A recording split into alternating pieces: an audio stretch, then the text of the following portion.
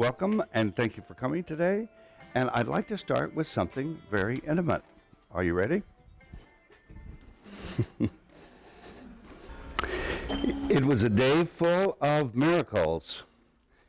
Both families headed out towards Riverside, where we were going to watch an ultrasound video of a 16-week-old grandchild. On the way out, one of those summer showers that hit sometimes on a Sunday afternoon in August came, and what we had then was a rainbow over the city of Riverside. So we've got the full moon of the summer and a rainbow and more miracles to come. We live in a time that two women can be in love, can have a baby together. My daughter Brita is on the left, Marcy is on the right. We're at Baby's First Photo, which is a photographic studio in downtown Riverside, and we're about to witness the miracle of a live ultrasound movie. So I'm on the video camera, and I'm running around with the family. You know, families all know how to ham things up these days and smile. And so my question is this a boy or a girl? And if it's a boy or a girl, why is it boy? Why is it a girl? And everybody, oh, it's definitely a boy. No, I'm sure it's just a girl. So everybody's got their own opinion about it. Mama says, well, yesterday it seemed like it was a boy. Today it seems like it's a girl, so I don't know. But Grandpa knows. I said, I'm sure it's a boy because your body was so upset the first trimester. It was all that testosterone. Okay. So we're summoned into the room. It's only going to be a 15-minute video, so everybody was there on time. And we're ready to go in. First thing we see is a 100-inch video screen, the largest video screen any of us has ever seen. And inside, Brita is on the table there with her bare belly, and the ultrasound device is about to be placed on her belly. And there's the picture that we all know of ultrasound. But then suddenly, what explodes on the screen is a full-blown color picture of a baby. You can see the head at the top. It's curled around from the right-hand side, and the baby will shortly, you can see that there's the back all the way around, there's the legs, and the baby is going to turn to the ultrasound wand, and you'll get to see the face of the 16-week-old baby. So then the question is, what about the heart? What about the heartbeat? And so we get to watch an EKG. It's a really strong heartbeat, says the technician Nancy. She's watching the beat there. So then the question is going to be, is it a boy or a girl? So the question is, well, what is that? Is that a penis? Is it that makes it 60% chance it's a boy. So then we go to, is that a scrotum? Is that a 70%, 80%, 90%? And Brita says, does it go over that? And Nancy says, no, but I'm just sure it's a boy. And so I pin the family in the dark room here, and I say, this boy, welcome this boy into our family. He's going to see this video. So they're shouting and waving, welcome, welcome, you're my grandson, you're my nephew. All this is real time you're watching. I turned back to the screen. That child turned to the family and smiled. 16 weeks from conception. The course today is going to be about intimacy and the emotional exchanges that we are genetically prepared, that we come into the world prepared to make with one another. It's a boy, says Grandma. Okay. It's a boy. Cell phones, of course, are part of this picture. So then we turn to Marcy, and it's, Marcy, what is this boy's name? Jaden Don Bell. First grandson, and there he is with that smile, welcoming us into his life. Today we're going to go through the research on intimacy, on emotional involvement, but we understand that from the get-go, from the day this baby is born, the baby is prepared to take in the emotional resonance, the vibrations from other human beings, and to give those vibrations back. It's taken 400 million years to evolve such a creature. We are the first species that knows emotional intimacy. When we follow the evolution of the mammals, we can see that there are emotions. The limbic system in the brain provides all kinds of emotional resonance. But the point at which we reach inside of each other's heads to find the life inside the other, and that we sustain that. So today we're going to be talking about the neurological developments over the last 2 decades. We've learned more about the human being, more about the brain, more about neurology in the last 2 decades than we've known since the beginning of time. And the course today, the purpose of the course, is to survey in a most cursory fashion the research that's now available that's making what you're watching here come alive. You're watching this baby's mind develop. We now know that the brain isn't just an inert thing that's placed in our heads when we're born. We now know that the neurons actually organize themselves according to the relationship possibilities that they have in the first 12 months of life. The first 3 to 4 months are crucial. The way we understand it now is that the neurons actually migrate, move around in response to relatedness possibilities. And as they move around, they form clusters in various parts of the brain and reach into all parts of the body, particularly into the heart. And as these neuron clusters form, they form the substrate, the structure, that is going to be the neurostructure of that particular person. So everybody's brain is entirely different. When we all saw the pictures of the Romanian children that did not have this experience, we saw holes in their brain. We saw whole areas of brain damage, of lack of development, because of the lack of relational stimulation. We're also going to be surprised to learn today. Let's see, let me turn that. Brita does the videos today, so you'll be glad to. We're also going to be surprised to learn today that we are genetically programmed to be a monogamous species, serially monogamous species. That is, Helen Fisher, the great anthropologist, has now put together thousands and thousands of studies that stem all time, from the beginning of human time, throughout all cultures. And what we discover with Fisher's research is that, contrary to popular belief, we are a species given to serial monogamy. That is, that our neurotransmitters are designed to cause us to be excited, to lust, to obsess, but we can't do that forever. So at some point, we begin to calm down, and oxytocin and vasopressin kick in, and we begin to attach. And at some point, the attachment becomes dull, and we begin to lust again. And so human bonded relationships, bonded intimacy, lasts 4 years.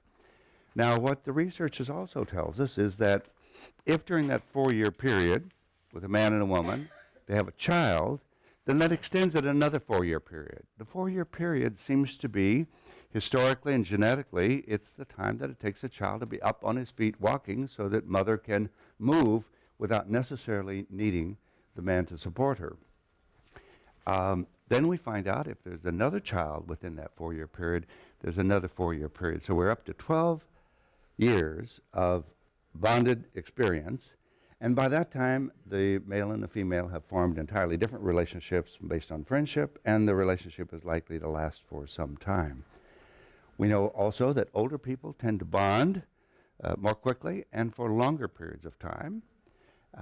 And in all of the studies from every different discipline, something that is reported is that there are exceptions always to the serial monogamy rule. That while serial monogamy goes in neurotransmitter-determined cycles, that some few couples manage to find ways to make love last, to override the genetically driven neurotransmitters. And since it's believed that that's so, the question for today is, how do we make it happen? That is, in our own personal lives, as well as in the many people that we work with in our practices. If people want a longer relationship, how is it that we can do it? And fortunately, we've got a lot of people that have been studying this, and so we're going to go through today and look at the various ways in which people have thought about making love last. So, thank you for letting me show you pictures of my grandson. Thank you. All right. Love. Love is patient. Love is kind. It does not envy. It does not boast. It is not proud. It is not rude. It is not self-seeking. Love is not easily angered. It keeps no record of wrong. Love does not delight in evil, but rejoices with the truth. It always protects. It always trusts, always hopes, always perseveres. Love never fails. So then why does love fade over time?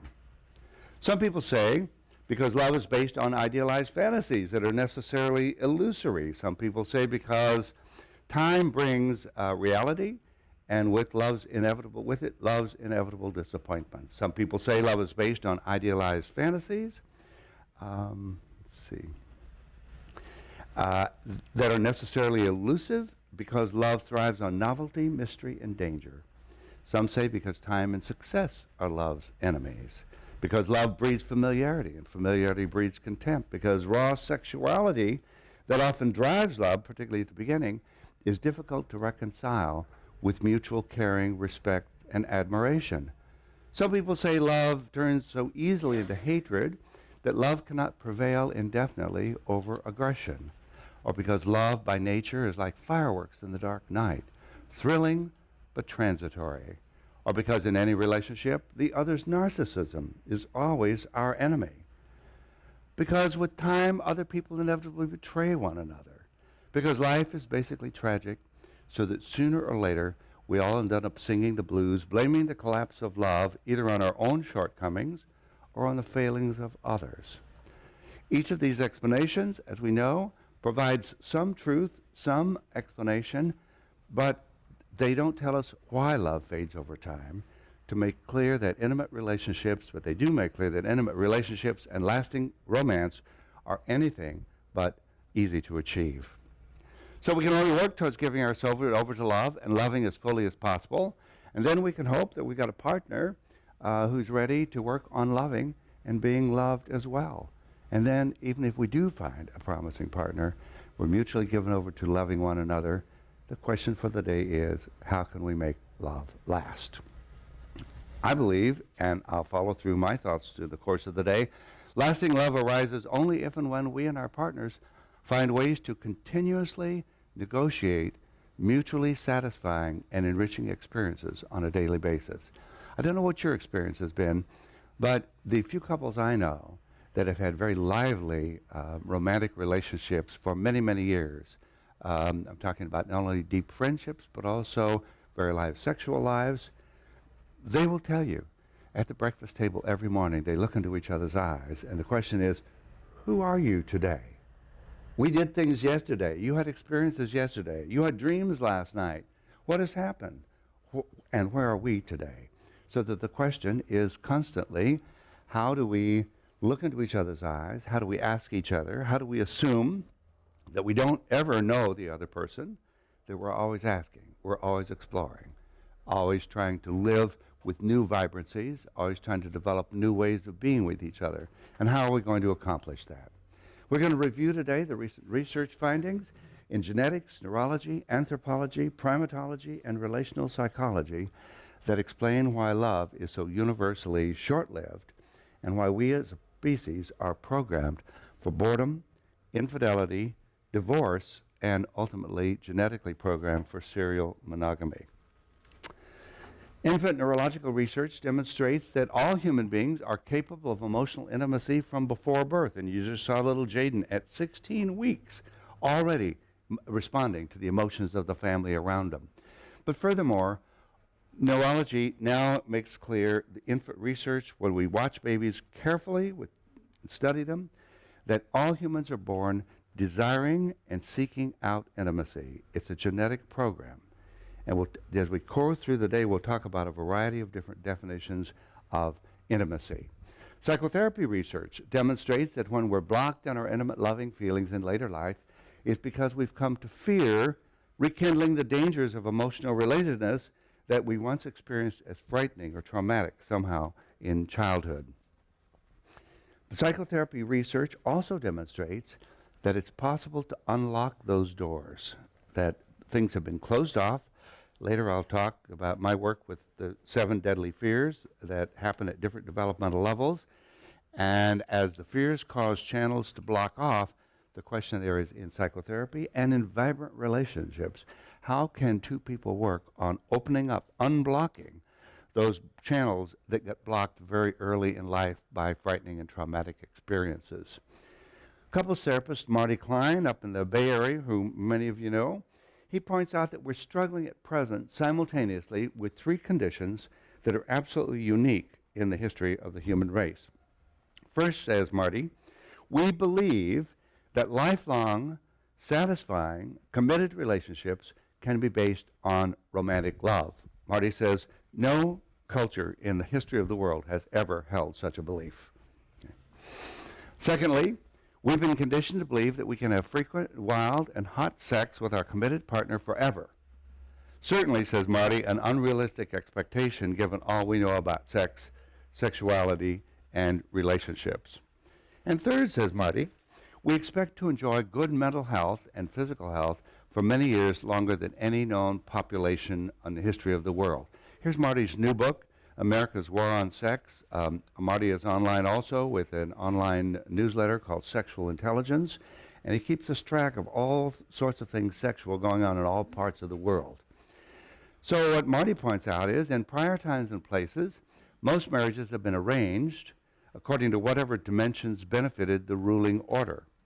But even when culturally enforced monogamy has partially worked, it's had only to last until age 30 or 40, not till age 90 or 100. So one of the unique features is we live longer, and so we're expecting our relationships to go longer than any known population in the history of the world. And one of the background themes of today is going to be to study where the whole idea of lifelong monogamy came in, and it's no secret anymore. It's the work of the patriarchal order.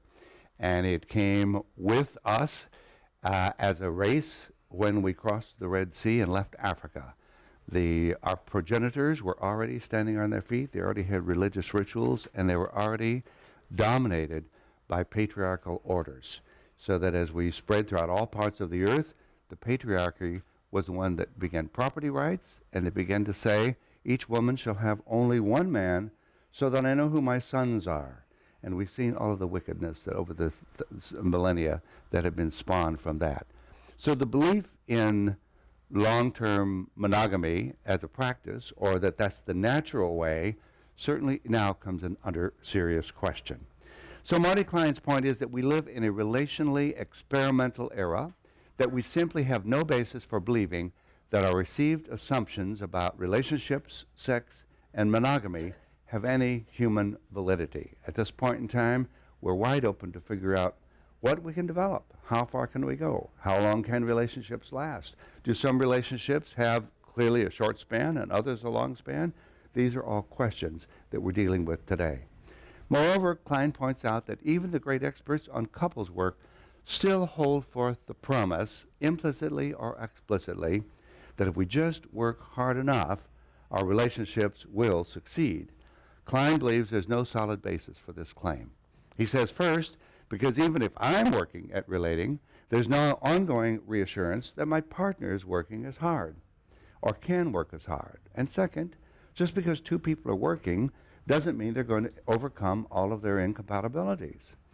Klein believes that the current cultural expectation that working hard in relationships will yield good results leaves most people feeling guilty that they aren't trying hard enough, or else feeling like failures because their relationships aren't fully working. His point is there's simply too much we don't know about intimacy and about relationships to warrant such conclusions.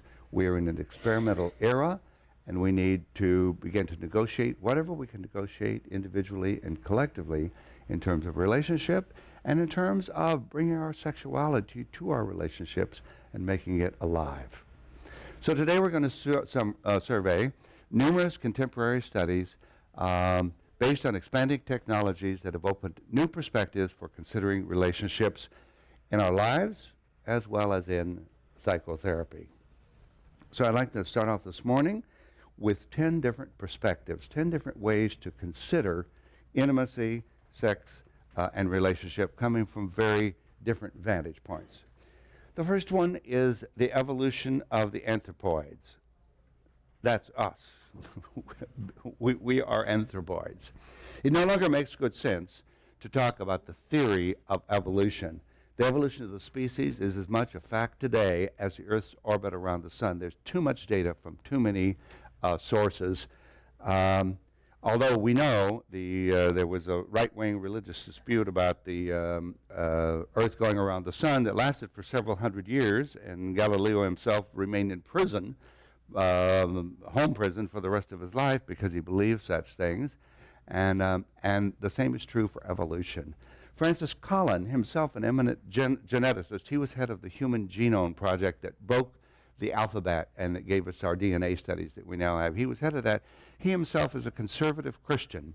And in his book called The Language of God, meaning the language of genes, okay, declares that the evidence for evolution that's now available from numerous scholarly disciplines is so absolutely overwhelming that evangelical creationist Christians make themselves look foolish. He says, worse, they end up betraying their young people, who will someday become educated as scientists so that they'll have no choice but to renounce their blind religious dogmas. Fresh interpretations, says Collins, of ancient text are now what's called for. So in the study of our latest research tool, the genome, the study of the alphabet and the history of genes, DNA, it makes it precise in identifying the exact descent of the species.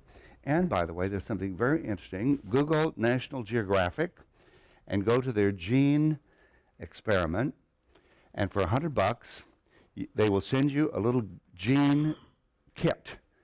And in your little gene kit, there's some swabs, and you swab under your tongue on one side, and then you swab on your other side, and you send them in, and they will give you your history from Central Africa forward, where all of your ancestors have gone on the various faces of the earth. We now know that much. And National Geographic is looking for more and more people because the more people that are there, the more data that we have. So the genome is a very precise the genome now has a very precise alphabet. We'll talk more about our knowledge of the working way that the genes go, but National Geographic can tell you exactly where your genes have traveled on the face of the planet in the course of the last 40,000 years. What's now absolutely clear is that we share common ancestors with the other anthropoids, the apes, the monkeys, the chimps, the bonobos, and the other pre-human hominoids. It's not a theory. There's too much data at this point. Here's a fascinating book I recommend, Before the Dawn, by Nicholas Wade, a science writer. It covers the massive research that portrays the descent of the anthropoids from Central Africa. East Central Africa is where we came from. And what is now very clear is that all of us originated from a group of about 150 humans, Homo sapien, that migrated across the Red Sea and then went to all parts of the earth. 150. There were undoubtedly other groups that attempted the crossing that were of our species, but they didn't make it. And throughout Africa, groups have gone to various places. So Africa has the richest gene pool of the human race, but we're all essentially from the same genes. There was one woman who had mitochondria that all women on the earth now carry. Shall we call her Eve? This is clear from the studies. There was one man who carried the Y chromosome, who initially, shall we call him Adam? So there's an Adam and an Eve. However, they lived with a time frame where they could have been 150,000 years apart. So we're not sure that they strolled in the garden together, but our gene studies have taken us absolutely down to that point where we realize that what makes us male and female actually came from single individuals carrying these characteristics. Wade tells the story of the migration some 60,000 years ago of the human species from Africa into Asia, Europe, Australia, and the Americas up to the time of the last great glaciers that covered the northern hemisphere and wiped out a large portion of humankind. A second book that's along this period picks up where Wade leaves off. It's After the Ice, A Global Human History by Stephen Mitchell, and it depicts the fascinating human adventure of massive expansion during the 15,000 years, the last 15,000 years, after the last glacier receded. Mithen has a very interesting technique. He creates a time traveler, And the time traveler, he then sends to all of the great anthropological sites around the world where various excavations had been. And the time traveler goes into that community, and we then suddenly have a living picture of what daily life in that particular spot was. What the foods were, what the textiles were, what the hunting was, what's the relationship between men and women, what are the burying rituals. And so he gives us these living pictures through the eyes of his time traveler. We've now been able to establish through genetic lineage that our history of Homo sapiens begins, as I said, with a nomadic band of about 150 people. And when we first encountered them 60,000 years ago, they're already walking upright, speaking, and performing religious rituals. Genome analysis tells us there's only one race that populates the earth, the human race, with no essential DNA differences to account for the wholly superficial climactic adaptations made by different geographic groups. Different geneticists talk about this in different ways, but the way that's maybe the simplest to comprehend, and you've sort of already used to this metaphor, the idea that a particular gene or part of a gene is turned on or off, almost like some sort of a switch, and so that it either is operating in this organism or that it is not. But all of us have the same gene pool. No matter where we were born on the face of the earth, we have the same genes, but the differences that in hair color, skin color, eye shape, all of these differences have to do with whether different aspects of the gene are switched on or switched off. So the idea that there are races, 5 or 25, is entirely a product of patriarchal cultures and of dominance issues, of warring nations. There's no basis in genetics for assuming that there are any differences among the so-called races. Further, as we'll see, research from genetics, neurology, primatology, and early child development reveals that the guiding mechanism of Darwinian evolution is our incredibly complex capacity for emotional intimacy. What we saw in the first video with little Jaden, that deep and early intimacy thing is the cutting edge of evolution. And we are the flower that carries that capacity. Charles Darwin spoke of the emotions, this is 1872, as having evolved through natural selection of mammals and primates to reach a special peak in human beings, and that our full spectrum of emotions are critically important as adaptations to our human social environment. So Darwin's whole point was, look, we've got all these emotions, they can't be accidental. We have this evolutionary history that goes back thousands of years. What are the emotions for? What do they do? And it becomes very clear that it is through our emotions that we communicate with one another. And in the first 3 years of life, where our brain is actually organizing, it is the emotions, the affects, that determine where our brains are going to develop.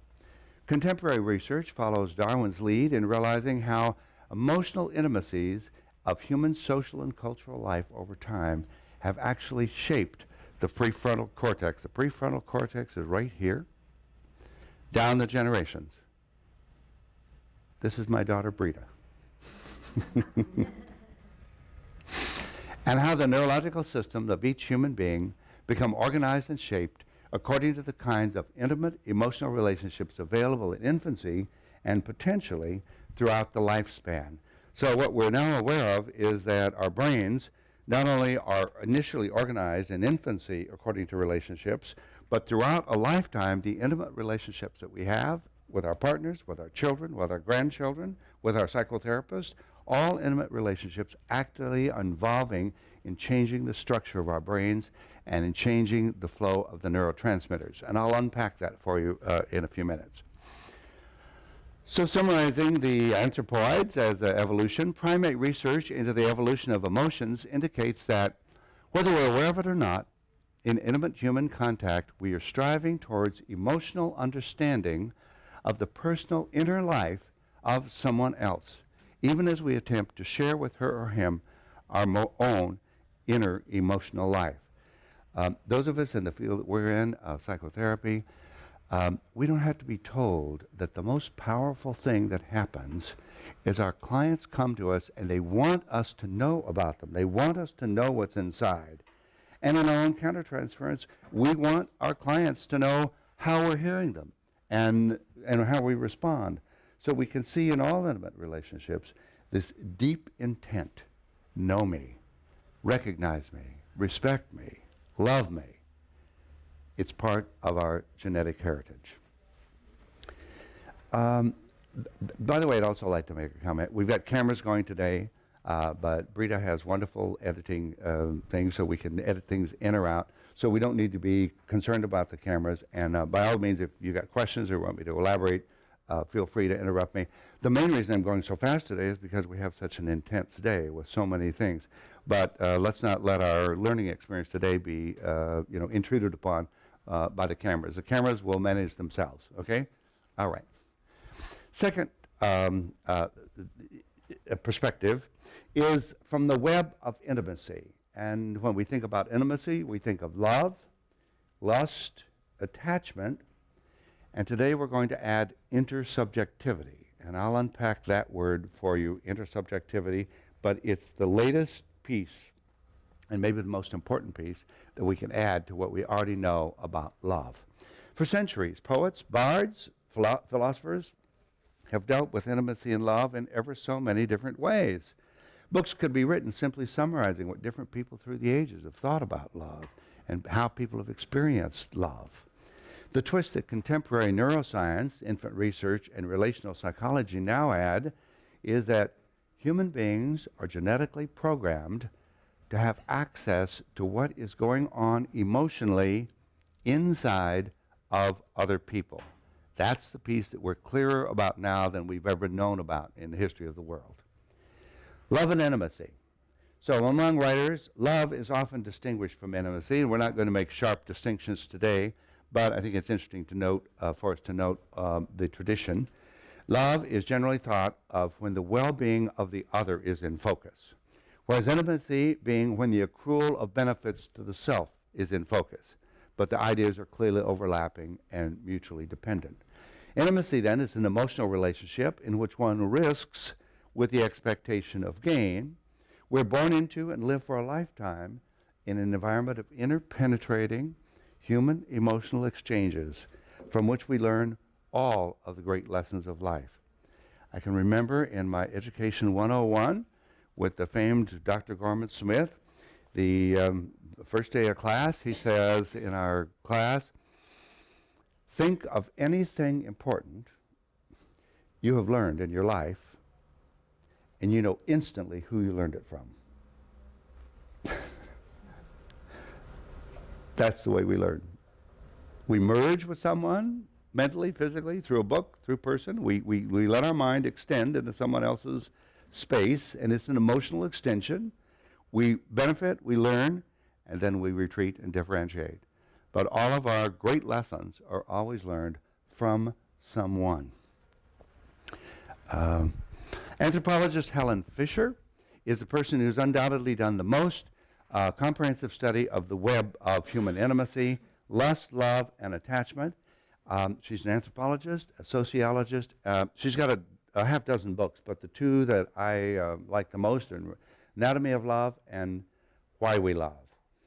And she's a natural history of mating, marriage, and why we stray, and the nature and chemistry of romantic love.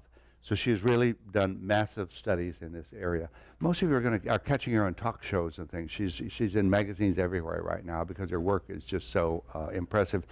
And I have not yet encountered any people that are really countering it or criticizing it. Her overall theses seem to be so well documented that we just have to kind of take them for granted at this point in time. After massive immersion in research data from around the world reaching to the beginning of human time, Fisher states, I came to believe that romantic love is a primary motivational system in the brain.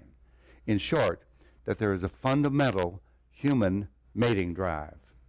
So summarizing the research, she says romantic love is deeply entwined with two other mating drives: lust, the craving for sexual gratification, and attachment, the feelings of calm, security, and union with a long-term partner. Lust is associated primarily with the hormone testosterone in both men and women. Romantic love is linked with the natural stimulant dopamine and perhaps norepinephrine and serotonin. And feelings of attachment are produced primarily by the hormones oxytocin and vasopressin. You'll find in Helen Fisher's work extended examples and research studies showing all of these neurotransmitters and actually many more. One of the things I'm having to do today is sort of skim the surface so that we can get a broad picture of what is happening in many different fields. Says Fisher, all three of these brain networks, lust, romantic attraction, and attachment, are multi-purpose systems. In addition to its reproductive purpose, the sex drive serves to make and to keep friends, provide pleasure, adventure, tone muscles, and relax the mind. Romantic love can stimulate you to sustain loving partnerships, drive you to fall in love with a new person, and then initiate a divorce. And feelings of attachment enable us to express genuine affection for children, family, and friends, as well as for the beloved. So she has ever so many ways in which she shows how the neurotransmitters govern and influence in a variety of ways all of our intimate relationships. So from Helen Fisher's monumental research, we can see that the long evolving web of intimacy includes romantic love, lust, and attachment. Nowhere in Helen Fisher's book can I find what's most important in psychology and psychoanalysis today, intersubjectivity. I think she hasn't discovered us yet, okay? And she's bright and wide-ranging, so I'm sure she will. To this web of intimacy, infant research, relational psychology now add emotional intersubjectivity as the fourth ingredient in intimacy. And again, we'll come back to that. Well, we won't come back to it. Here it is. All right. The third perspective. All right. The third perspective is intersubjectivity. My private world and yours. I'm a subject. You're a subject. And I bring to our relationship my own internal world and everything that goes all the way back to when I was Jaden's age. Okay. You bring everything from your history, all of your garbage and various things, like I bring mine. Yes, all that. And then as we begin to do a relationship dance, a culture develops between the two of us based upon my understanding of you and your understanding of me, and it's as if a third force arches over us and transcends us that governs how we dance. That is, we teach each other the dance steps, and we teach each other how to be. And so this third force is the field of intersubjectivity. And so we can think of that motif in any and all relationships, from intimate relationships to friendships to teaching relationships, family relationships, tribe, nation relationships, that is large groups, so that in all relationships we realize that the individuals that come to the relationship bring their own inner worlds of subjectivity as they have known them, brought them, developed them, their own peculiar histories, and that based on that, then a dance of thirdness begins. And that dance of thirdness is a private culture known to just those individuals, and then it begins to take on a life of its own. One of the books that's arriving out of this research today is actually called The Third Person in Intimate Relationships. It becomes interesting to reify this third force and to personify it. I'm not a great person for reifying, meaning taking processes and turn them into a thing, and I'm not really fond of personifying things into people, but when it comes to this, where it's you and I and the third, it's almost as if she's telling us how we're to be with each other.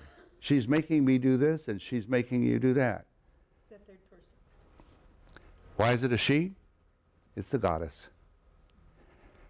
The awareness of relationship goes back 40,000 years to the temples of Ishtar. And when, through the living goddess, we go back and we're given pictures of those and seeing the diagrams on the wall. In the ancient goddess cultures, Venus is depicted with the moon, and the Venus stars still embedded on the walls of these 40,000-year-old temples in old Europe. Some of them have 7 stars and some points, and some have 8 points. 3 7s and 1 8 is 29, the female cycle. The relationship between the stars and the moon and women is depicted 40,000 years ago, and it is the goddess who reigns in relationships. So I like to project and personify it and say, she made me do it. Right? All right. When we come together in an intimate relationship over a period of time, we experience an intersubjective engagement in which something begins to happen that affects both people. The person who's maybe done the most in this is, of course, Robert Stollerow and the various colleagues with him. In Stollerow, Brandshift, and Atwood, they define the central theoretical construct of intersubjective theory as the intersubjective field, a system composed of differently organized, interacting, subjective worlds.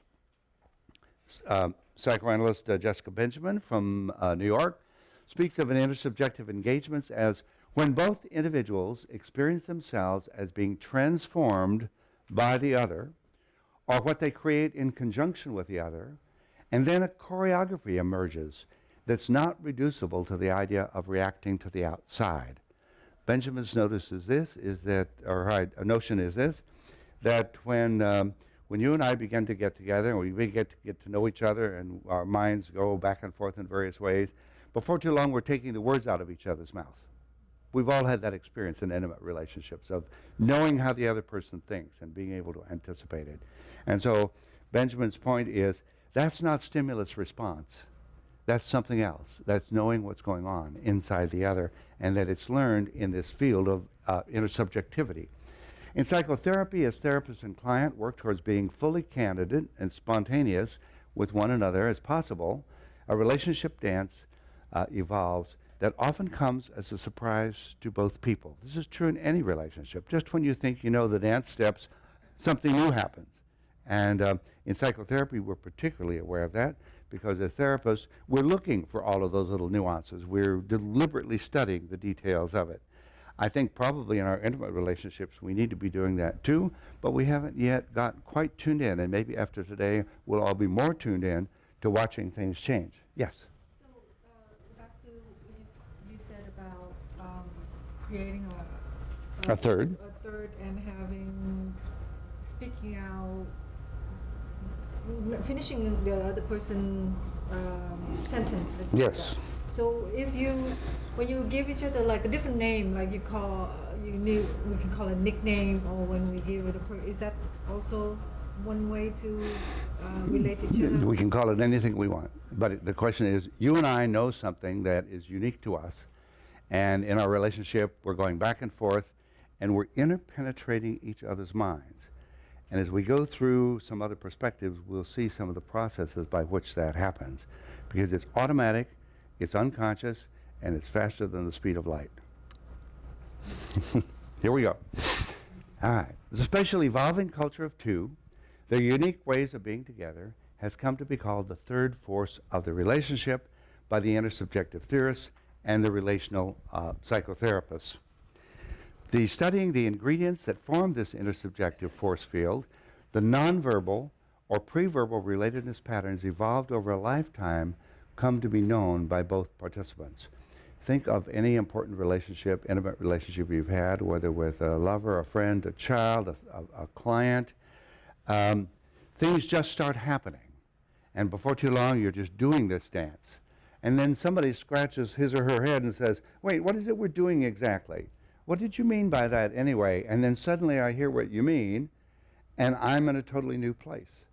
And so we become aware that it's in these the intersubjective field, it's in getting to know each other, it's in the search to get inside each other's skins and each other's emotion, that this is genetically programmed, that Darwin has said evolution has prepared us for it.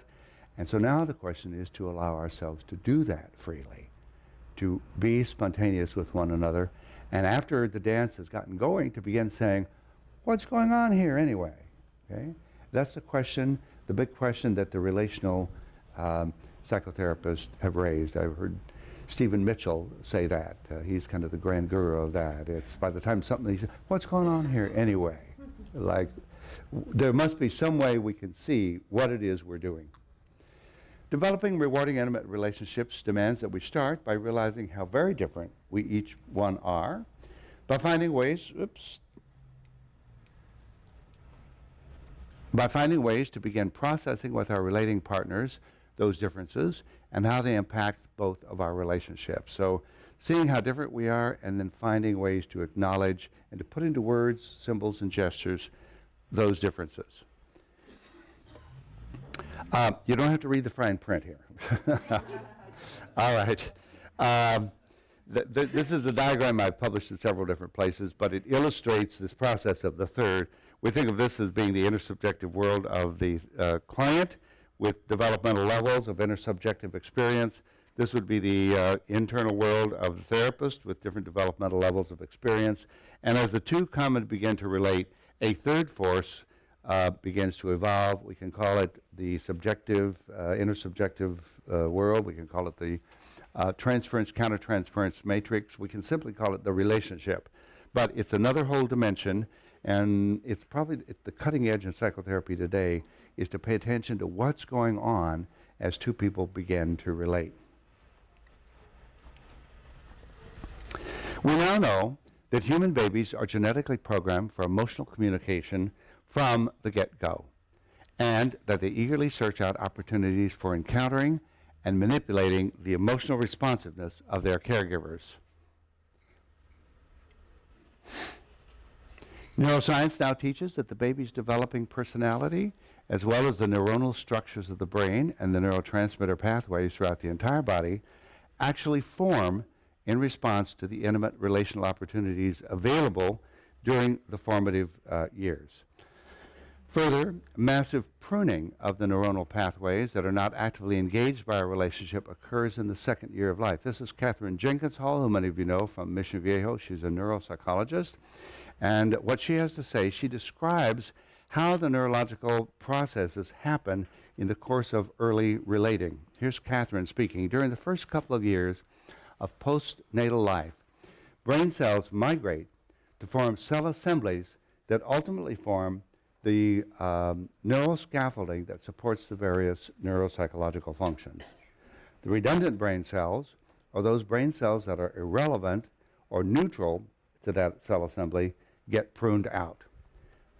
And so what we're aware of is that pruning process starts in the early half of the second year of life, and we know that it happens at different phases. The neurons that are prepared to provide inhibitory effects if they're not engaged, they die out, and then later the ones that have the excitatory effects, then they die out as well. So we have a pruning, the brain actually killing off millions of cells in the second year of life, killing off the cells that are not actively now engaged by relationships, because relationships are going to organize the human life. But in addition to that, the ones that are simply pruned out, there's another whole set of cells that are actively inhibited, stopped, and blocked. And those are the ones we talked about earlier, and I'll mention again later, formed based on fears and trauma. So if there's a fear response and a trauma response, those cells are not pruned out. Those cells are preserved to warn of future danger. But one of the problems with it is that once they've been formed, they end up warning us of all kinds of dangers that really aren't there because those blocks have been started inside. All right. I knew I had a problem here. Hang on. Yes, the Romanian orphans are clear, where they're, so many were even put in cages and left in. And when we do brain scans on them, there's huge black spots in their head. So they can never be developed. We don't yet know how much can be developed. But to the extent that we know that there are whole portions of the brain that are destroyed, those can't be developed. There may be various ways in which things can be developed, but it's too new for us to know. But we do know, unlike I was taught in graduate school, we do know that our neurons continue to form for a lifetime. So it's not that they're there, but more important than neurons forming for a lifetime, we have the neurotransmitter flows. And so all of the neurotransmitters that go to all parts of our bodies, those pathways are learned. We'll talk about that a little bit later. And that those pathways continue to be learned and modified throughout a lifetime. So there's considerable change that's possible in all of us throughout a lifetime. But the question there is, if there's so much early damage, how much recovery can there be? And we just don't have answers to that. Michelle? No, I'm thinking about this, and I'm kind of almost getting a sick feeling in my stomach. A sick feeling. What damage have I done to my children? We're always worried about what damage we've done to our children. We just love them. How does that translate? We know about the extreme cases, Right. You're speaking about these Eastern Right. countries where, but how would that translate, and how would that look in a more average? In an average sort of thing, have we ruined all of our children? Right. I'll be happy to in other lectures, I have a metaphor in which I talk about how many of those reaching tendrils have to hang on to mother in order to be sure we're alive. And research suggests 30% of the time. So research suggests if we're good enough parents 30% of the time, good enough mothers, good enough fathers 30% of the time, that our children will develop normally. Yes. All right. Now, but our research also tells us for babies that are coming up now, the more stimulation, the more relational stimulation we can provide the children by the more invested parties, the greater the likelihood of richer brain development. But 30% seems to be what researchers or infant researchers are saying now. All right. Perhaps even more important for us than the neurons, as I've said, becoming lost by disuse and pruning, is the fact that neuronal pathways become actively blocked or closed off in direct response to unsatisfying and frightening relational experiences. Fear reflexes then develop in response to ungratifying, neglectful, and hurtful interpersonal situations, thus causing channels of potential emotional connectedness to constrict and close off more or less permanently. I say more or less because there's a lot of flexibility here. It's as if a sign is posted on channels of connection found to be frightening, never go there again, never reach there again. And those are the fear reflexes that we all know about, and we all work on our own therapy to see where are the points in relationships when we're moving forward, feeling more connected, feeling more hopeful, and then suddenly something happens and we find ourselves stopped or backpedaling or blocking. And so much of what we do in psychotherapy is to try to examine those areas of blocked emotional response. All infants, toddlers, and older children experience mind-body fears arising from certain kinds of relationship situations that are universal in childhood. I have a book now that's in New York getting published, 7 Deadly Fears, in which I go through the 7 developmental levels of object relations fears. That is, there are 7 sort of, we could have 70, but for convenience and because of tradition of theory, it seems like there's 7 different developmental levels in which different relational challenges are provided for all of us, and all of us had frightening experiences in each of those different developmental levels that have left an imprint on us. So there's no such thing as a perfect parent or a good mother. We hope for good enough mothers, but and so as we go through those different levels, we have collected a range of fear reflexes, and that's what we, of course, work on in psychotherapy. The problem arises in developing loving, intimate relationships in adulthood is how to regain access to those closed-off channels that were genetically designed for emotional resonance but were closed off to fear. So again, whether it's in our personal relationships, our relationships with our children, our parents, with our clients, the issue is always, all right, we're closed off in various ways, but what possibilities do we have if we work together to opening things up? One of the most interesting and rewarding experiences I've had in my clinical practice is to be working with an adult mother or father of young adult children, and to realize that the children have grown up and they've got their own things and they're off in college and they're doing this, that, and the other, but they're still treating their parents like parents. And the parents want to be treated like other adults. And so how do adult-to-adult relationships, how can they evolve when there's this long history of parent-child relationships?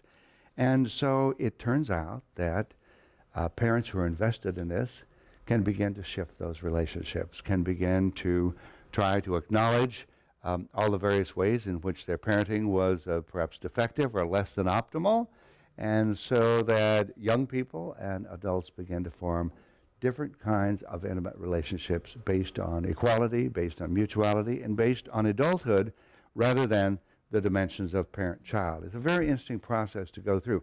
I've actually got a young couple that I'm working with now, what they're doing the other way. They are actually working with both sets of parents and some step-parents and trying to get those parents to let go of the parental attitude and be part of a family of equal members. So it can happen both ways, but I think it's a very fascinating thing to do in psychotherapy, to try to be involved in coaching people as to how to do that. So the summary of intersubjectivity: emotional intimacy involves a mutual active exploration of each other's separate and private subjective worlds of experience, and coming to know the ways that we've learned to connect emotionally with each other, as well as the ways we've learned to disconnect from feared intimate contact. This becomes a part of the intersubjective experience. Yes? To go back for just a moment, the connections that are established, how important is it that there be one or two significant others versus a group of others?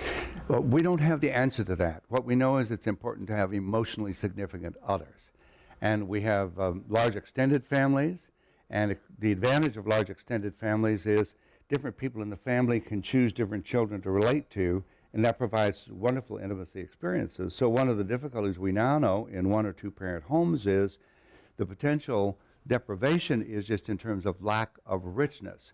Does that mean a single mother can't raise a child on her own very well? No. What it means is that the more possibilities there are for a relationship with pets, with friends, with cousins, with grandmothers, the more potential richness there is in that child's developing a neurological system. I'm thinking of the kibbutz in Israel, which I've Yes, yes. The kibbutz in Israel is a perfect example. guys who came out of the kibbutz and the women who came out were wonderful fighters and very loyal, but unable to love. Yeah. It was the group thing, but it wasn't necessarily like an extended family. It was very different. Yeah, yeah. All right, summary. The psychological concepts of intersubjective worlds and of mutual interest in exploring each other's subjective worlds through intersubjective engagement allows us a way of thinking and speaking about the emotional encounters necessarily involved in intimacy. So the concept intersubjectivity allows us the idea that there are two subjective worlds, there is a meeting of them, and that by studying the way the relationship goes, we can begin to have a greater understanding about the way those subjective worlds are constructed. And it's another way of understanding intimacy and its development. The fourth perspective, then, is going to be on intersubjective engagement, oneness, and separateness. A common theme discussed everywhere is that the continuous oscillations we make between, on the one hand, feeling a sense of oneness with a partner, and on the other hand, moving away and feeling a sense of separateness, and that those oscillations seems to be a very important part of all relationships. We can actually see it in a lot of the infant research films where a mother and a child are busily engaging, and then at some point the child deliberately turns her head away, and it's almost like you can see something clicking inside as the child is getting her own fix on it, and then she'll turn back. And in intimate relationships throughout a lifetime, we end up turning toward and turning away as a natural part of the relationship experience. And in intimate relationships throughout a lifetime, we end up turning toward and turning away as a natural part of the relationship experience. On the merger side, or oneness side, we know that infant survival depends on close emotional relatedness between infants and caregivers. Also, from an evolutionary standpoint, we know that humans have had to band together physically and emotionally to depend on each other in order to survive as a species.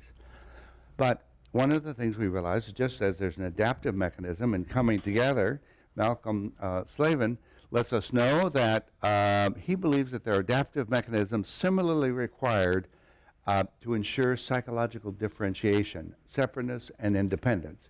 His idea is that we come together and merge with a sense of oneness in order to share the contents of our minds, but then it becomes important, and he feels it's a survival mechanism, to then move away, to differentiate, and to form one's own mind, and that this is a lifelong process, and that it is genetically determined.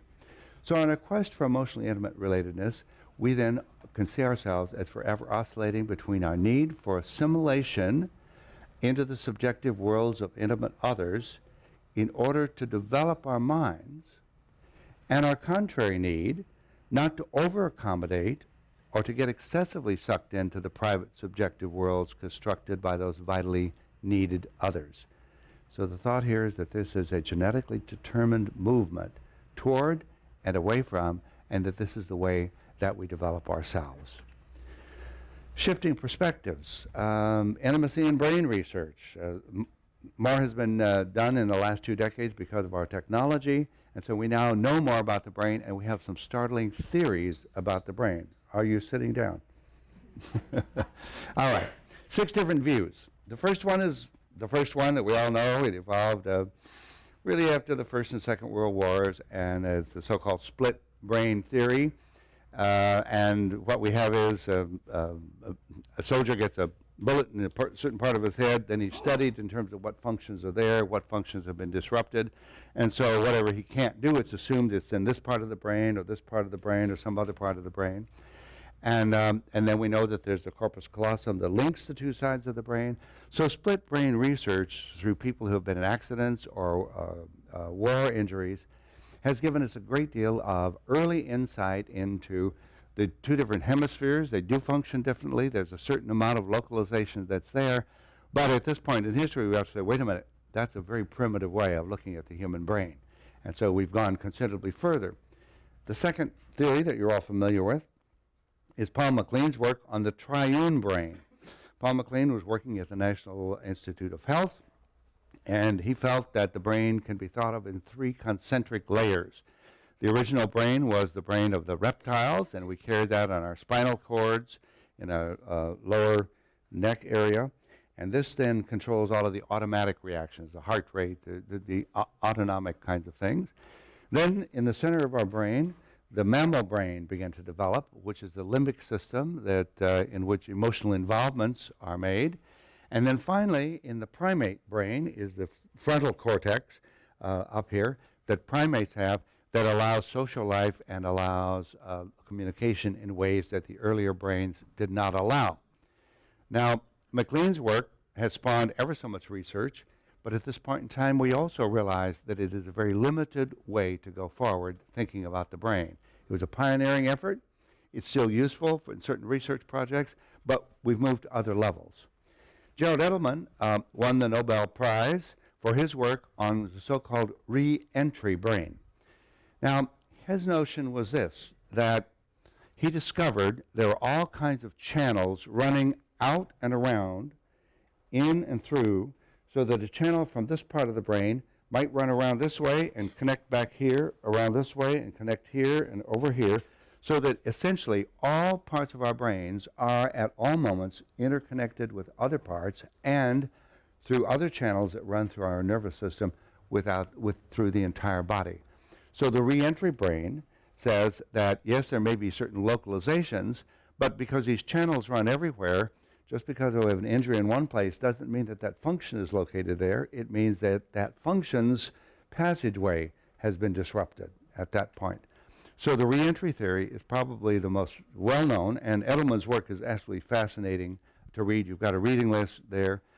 His books are very interesting. The fourth one I like a lot. It's by Joseph Ledoux, and it's called the synaptic brain. We've all done basic neuronal research, so we know the basic structure of a neuron with its dendrite and axons that communicate. So one neuron cell communicates with another through electrochemical means that jump from place to place. So that's a fundamental idea, but what we're now aware of is that the neurotransmitters that form these channels are made in all parts of our bodies. They go through all parts of our bodies. There are many, many of them, the ones we know now because of our antidepressant drugs, or, the serotonin and all these ones that are known, but there's many of them. Now, the metaphor that used to be among the neurons was a metaphor of sort of a telephone switchboard, where there are certain lines that are made that connect this neuron to this neuron to this neuron, and so we've got these wires running through our body, controlling us like some sort of a marionette. That's the metaphor of the neuronal system and the neurons. at this point in time, now that we understand that more important than those synapses per se is the huge network of flowing neurotransmitters that runs through every cell of our body. Neurotransmitters, billions of them are there. The metaphor is now we live in a cosmic soup with millions of spaceships. Spaceships would be the neuron, and multi-billions of neurotransmitters. And these neurotransmitters are flying from spaceship to spaceship, but a single type of neurotransmitter is only admitted at certain doors, in certain portals, and not others. And so each cell selectively decides under what condition the doors are going to be open to this neurotransmitter or that one. So the metaphor now is an infinitely complex universe of neurotransmitter flow. So Ledoux's point is that long before birth, each of us is responsible for cultivating and developing our neurotransmitter flows. That as fetuses, depending on our experiences, we've learned to move, to calm, to all the different things that fetuses learn, because babies are not a tabula rasa when they're born by any means, and that our neurotransmitter flow is something that changes and that we continue to change through intimate experiences, through emotional experiences, throughout a lifetime. Self, as we know it, is the function of neurotransmitter flow. That's this view, Ledoux. His book, The Synaptic Self. It's the way the neurotransmitters go back and forth from neuron to neuron, and the flow and the patterns and the habits that we've each one constructed as a result of our relationships, and that we continue to construct as a result of new relationships, those neurotransmitters are who we are. It's the flow of neurotransmitters that determines personhood. Ready? All right? It's getting more complex. The most complex theory of the brain so far, although we have a sixth one, is the cluster brain, and the person here is Marcel Mesulam. His work, there's a large group of people working in the cluster theory. Their work is at this point in time very dense and very difficult to read. Unlike the other, Edelman and Ledoux, they've put out very nice books that we can read. These others are really tough, but they're the most complex. And let me see if I can say his idea. Mesulam would say, yeah, we have two sides of the brain. Yeah, there may be three parts that have evolved evolutionarily. Yeah, there's reentry circuits. Yeah, there's the synaptic brain. These are all things that we can see. They're all things that we know. They're all things that we know the way they work. But the most important thing isn't these features per se, but every organism has evolved in its own environmental niche for millions of years. And in that environmental niche, certain possibilities exist and certain other possibilities are thwarted. And so brain systems themselves evolve not within the body of, say, a mammal or a human, but within the body functioning in a complex environment. So that it is the clusters of functions in the brain, they are functionally tied to aspects of the environment. So the brain isn't in our head. The brain exists in the field, the whole environmental field around us, and the way all of our structures have evolved to keep us alive in that field. And the most important field for Homo sapien is the social field, the interpersonal, the intersubjective field. And for that, we have evolved a new brain, right here, the prefrontal cortex. We're the only species that possesses it. Apes have a little bit, dolphins a little, whales a little, and there's one rodent that's got a few cells up there, some rodent I never heard of. But we alone have the prefrontal cortex. Now, MacLean, when he was doing his triune brain, he knew that this was the fourth brain, and he spoke about it. But no one has ever been able to figure out what the fourth brain does. It's up here. The Asians have called it the third eye. Among all of the mystics, if we can get in touch with the third eye, with this brain here, we have transcendence and the possibilities of knowing the secrets of the universe. So for centuries, in many different cultures, it's known that the gift of the human race exists right here. But from a research standpoint, until quite recently, we haven't had the slightest way about how to formulate it. MacLean actually called these the angel lobes because he felt like they were the part of our brain that gave us higher functionings, maybe our morals, maybe our thinking. And so it's not that these brains are new to research, but no one has known. We now know many, many things about the prefrontal cortex, and I'll talk about it in a few minutes. But Mesulam's view is that clusters of functions serve to connect us to various environmental influences, and the most important clusters in the human species are the social networks, the culture, the language, the rules that govern human society, that this brain has come to connect us to those rules. Here's the mind blower. J. Chelton Pierce. You know him? Yes, yes. All right. I first read his book, a first book of his, back in the 70s. It was called the Evolution. No, what is it? Oh, no, I can't say it. I'll say it in a minute. He has been studying magic and miracles for a lifetime.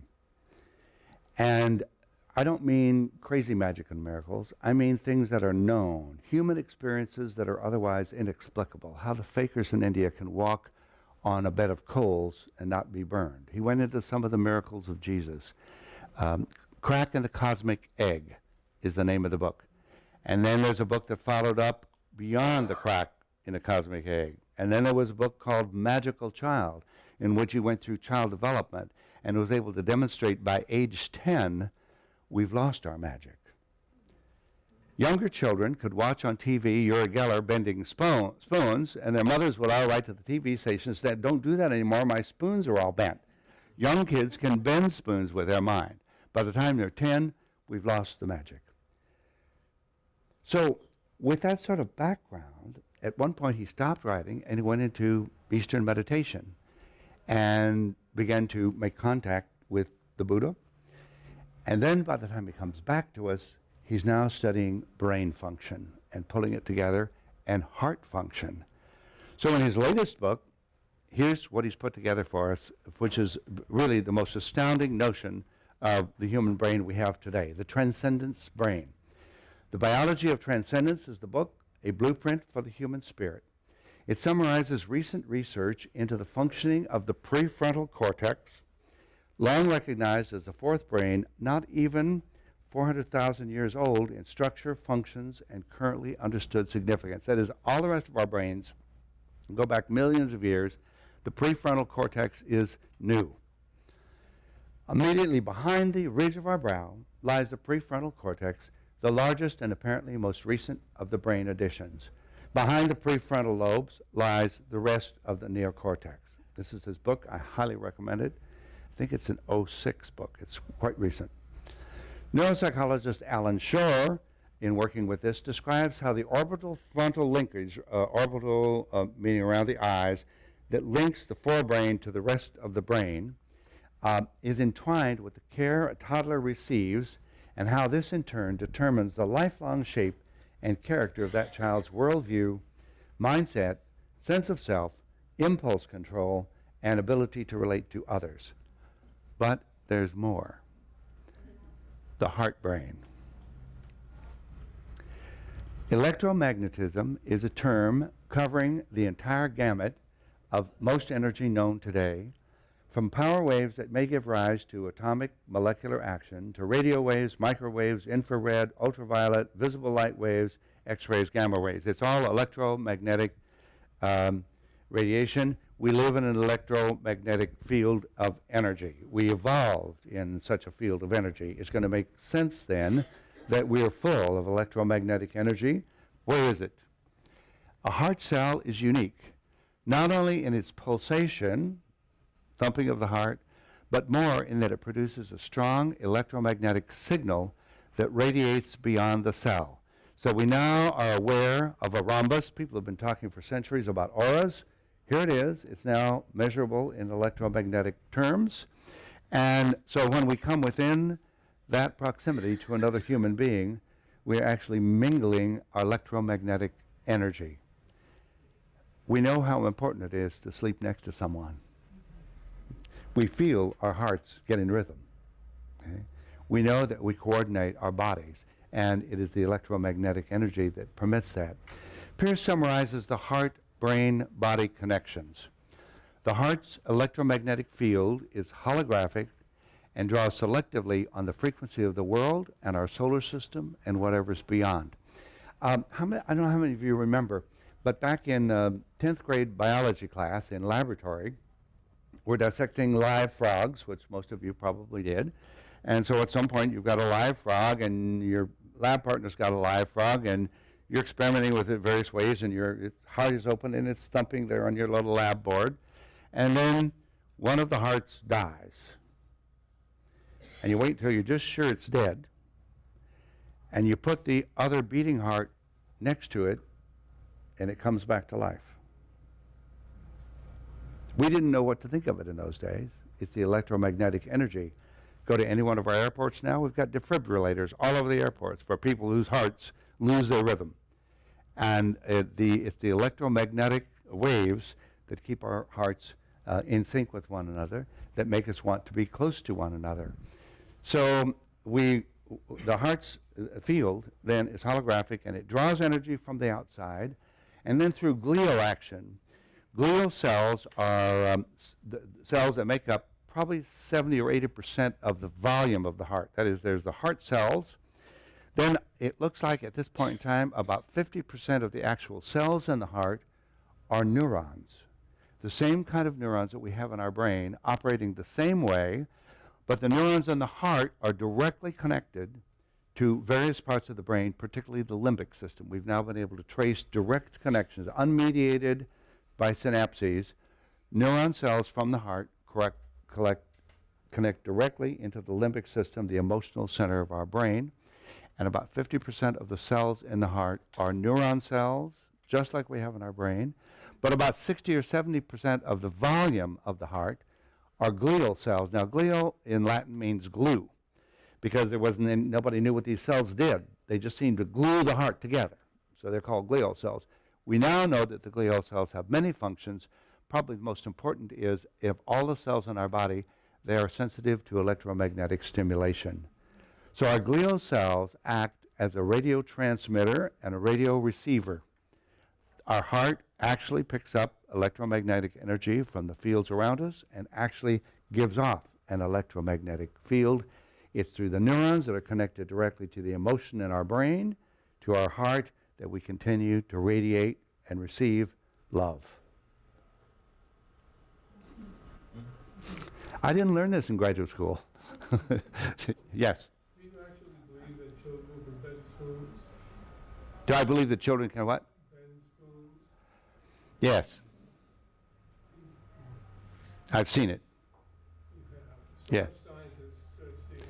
When we had some people lost at sea, mid-70s, and Uri Geller was actually brought here in a helicopter, and my next door neighbor, who was a fireman, was in that helicopter, and he watched Uri Geller do all kinds of things, and then he had him down for dinner, and, you know, I mean, at this point in time, Geller is just bored, you know. Yes. There's Skeptic magazine. haven't read Skeptic magazine, but we'll let you read it. I don't think we have to go for miracles per se. I think the most important thing for us today is not that there are strange things like spoon bending. I think the point is that we now have plenty of research to demonstrate that we have evolved in an electromagnetic field, that our bodies are, you know, surprise, adapted to live within that field, and so that we can both receive and transmit energy. And obviously, to what extent each one of us does that, it's going to be, you know, a function of our history. The dialogue then, says Pierce, and we'll take a break in just a minute, between our heart and brain is an interactive dynamic where each pole of our experience, the heart and the brain, gives rise to and shapes the other to an indeterminate extent. So summarizing Pierce's work on the transcendent brain, nature's economical habit of building new evolutionary structures on the foundations of older ones has led to our current magnificent potential. We have within us this three-way connection among our emotional cognitive brain, our prefrontal lobes, our heart-brain, here in this set of connections lies our transcendence. Whatever language or rationale it might take, says Pierce, our task is to discover, or he says perhaps it's to rediscover, these three potentials and align them so that we come into transcendent dominion over our life. And I take transcendent dominion over our life to be exactly what we work for in psychotherapy. This is the perspective from the standpoint of infant research. I call them the baby watchers because infant research over the last 2 decades, a number of ingenious ways of asking babies questions and getting answers. So just as an example of some of the ingenious ways, the question is, at birth, can a baby distinguish between his mother and some other mother? And so the question is asked by putting a pad with mother's milk on one side of the baby and a pad with some other mother's milk on the other side of the baby. Baby will inevitably turn towards his or her mother. Yes, at birth, babies recognize mothers at least by smell. How many other ways? That's the kind of research things that are being done. Clever little things to get babies to act and react. And of course now the affect attunement becomes an everything. How is it mothers' babies on a micro basis attune to one another? So during the past 2 decades, we've witnessed an accumulation of a large body of compelling evidence from infant research that's radically changed our conceptualizations of the way human beings develop. For example, we note in real time a mother and an infant look at each other, smile and laugh, and both are perfectly happy. But if the baby sees a videotape or a time delay of his mother's face instead of a real-time display, he quickly becomes distraught. But restore her via live TV monitor in real time, and his contentment returns. So it's not just mother's attractive face. It's her being, it's her interaction, it's the emotional interaction that causes babies to come alive. Infant research indicates that babies during the first year of life show an innate tendency to express their emotional states automatically, that they're sensitive to the contingency structure of face-to-face affective communication. That is, I smile at you, you smile, I hesitate, you hesitate, that the contingencies between mother and child are very sensitive. The babies in the first year of life can discriminate discrete facial patterns of emotional expression, that they're dependent on their parents' affect-regulative interactions as a means of emotional self-regulation. That's the most impressive set of studies where self-regulation depends upon the affect regulation that's first provided by the caregivers, and once that's in place, then the self-regulation becomes a vital part of that. The quality of the affective states and their emerging self-regulative reactions are strongly influenced by the characteristics of the parents' affective communicative behavior. Parents who tend to be a little more shy, a little more quiet, affect their babies in one way. Parents that are a little more boisterous affect their children in another way. The bottom line being, children are exquisitely sensitive to the emotional qualities of their caregivers. According to infant researchers Beatrice Beebe and Frank Lockman, patterns of experience are initially organized in infancy as expectancies of sequences of reciprocal exchanges and regulatory styles. That is, what babies first take in are expectancies, expecting that a certain sort of pattern is going to evolve. And those expectancies then become the building blocks for the way the baby learns to regulate self. By the way, if you had a book that you wanted to start on in terms of getting an overview of infant research, this would be the one, Infant Research and Adult Treatment. Beebe and Lockman are both psychoanalysts half-time and infant researchers the other half. So they take the field of infant research and expand it into our field, psychotherapy. It's a wonderful book. It's very readable. And it's chock full of fascinating studies. Perhaps the greatest of the infant researchers is Daniel Stern. He then talks about a pre-symbolic representation. We think of symbolic representations as being words, gestures, our whole system of symbols.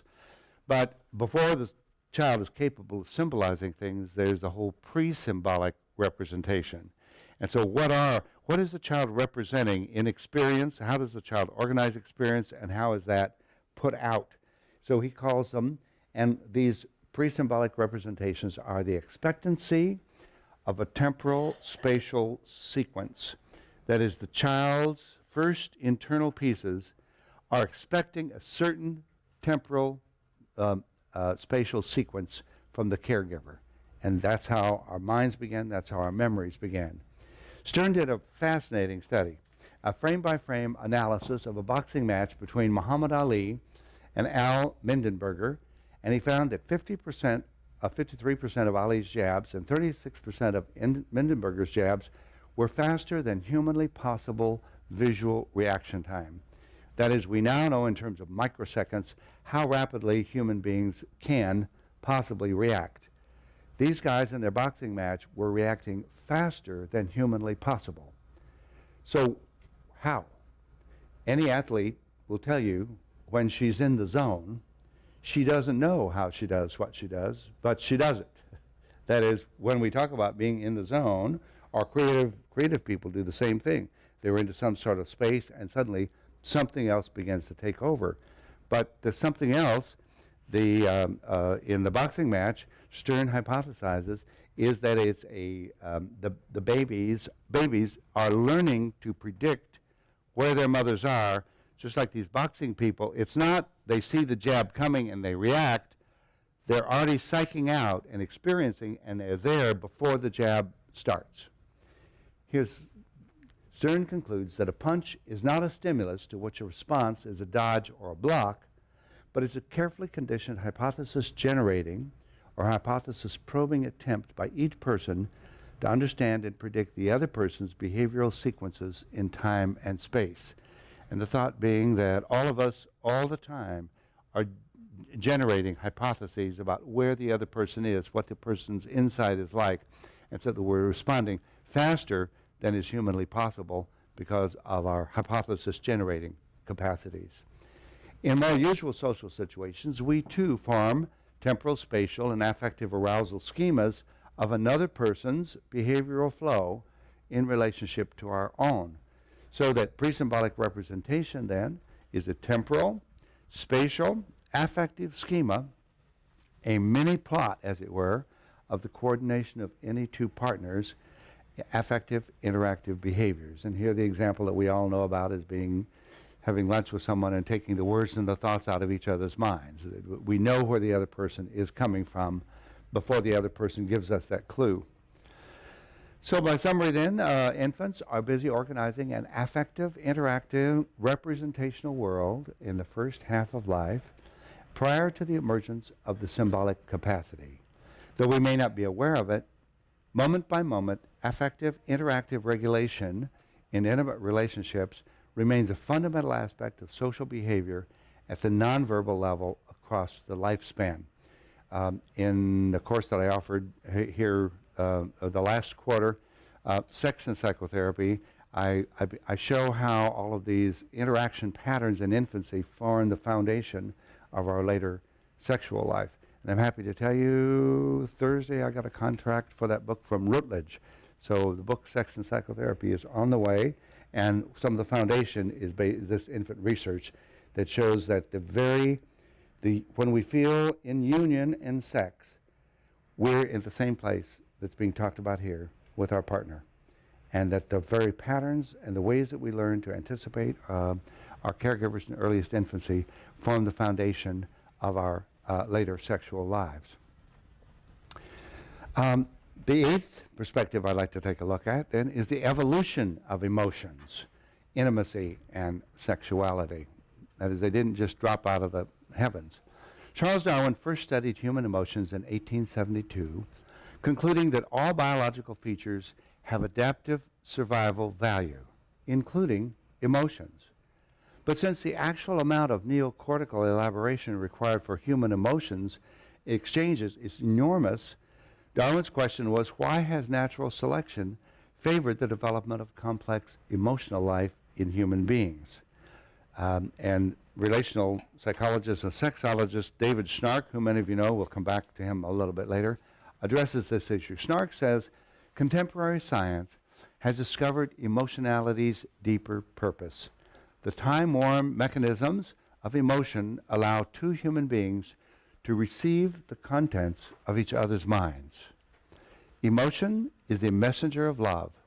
It's the vehicle that carries every signal from one brimming heart to another. For human beings, feeling deeply is synonymous with being alive. About 400,000 years ago, the newest portion of the brain then evolved. With our neocortex in the front, humans became nature's first experiment in intimacy.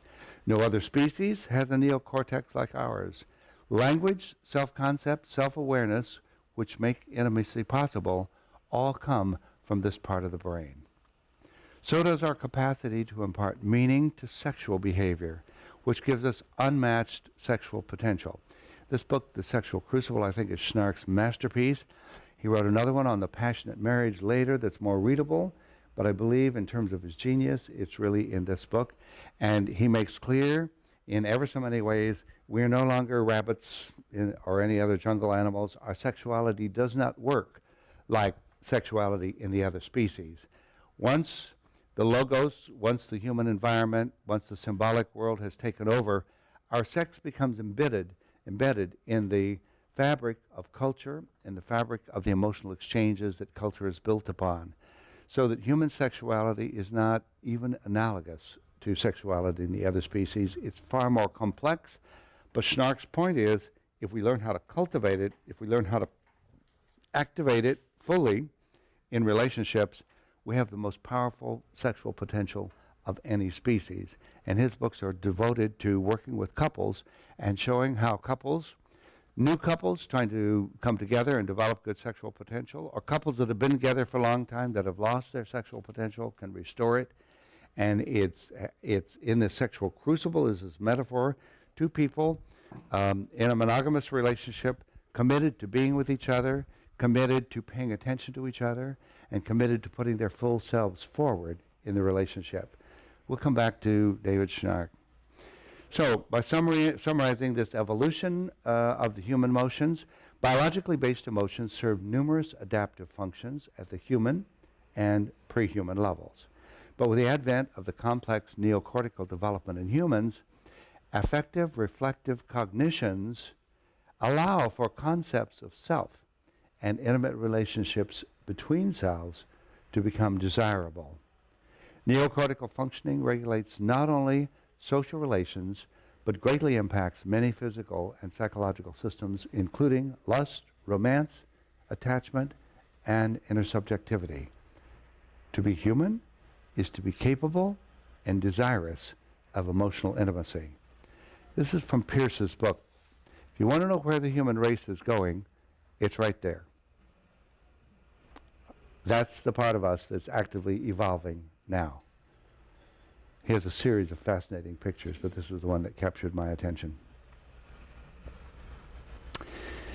Let's talk then about intimacy and the human motivational systems. Among psychologists for years we've talked about what is a motivational system. It's a thirst, hunger. What motivates us to do whatever it is that we do? During the 19th and 20th centuries, Charles Darwin and Sigmund Freud both wrote with an awareness that the motivational systems that drive human behavior are as much enmeshed in psychology as they are in biology. We think of them as sort of the biologist of evolution and the biologist of the mind, but both of them, in fact, were quite aware that motivational systems are as much psychological as biological. But Simone de Beauvoir was the first that I know to assert that human motivational realities actually transcend biology, that human nature is significantly determined by what later came to be called by psychoanalyst Jacques Lacan, the logos, or the speaking horde that precedes us. Her powerful example in the middle of her book is, woman is made, not born.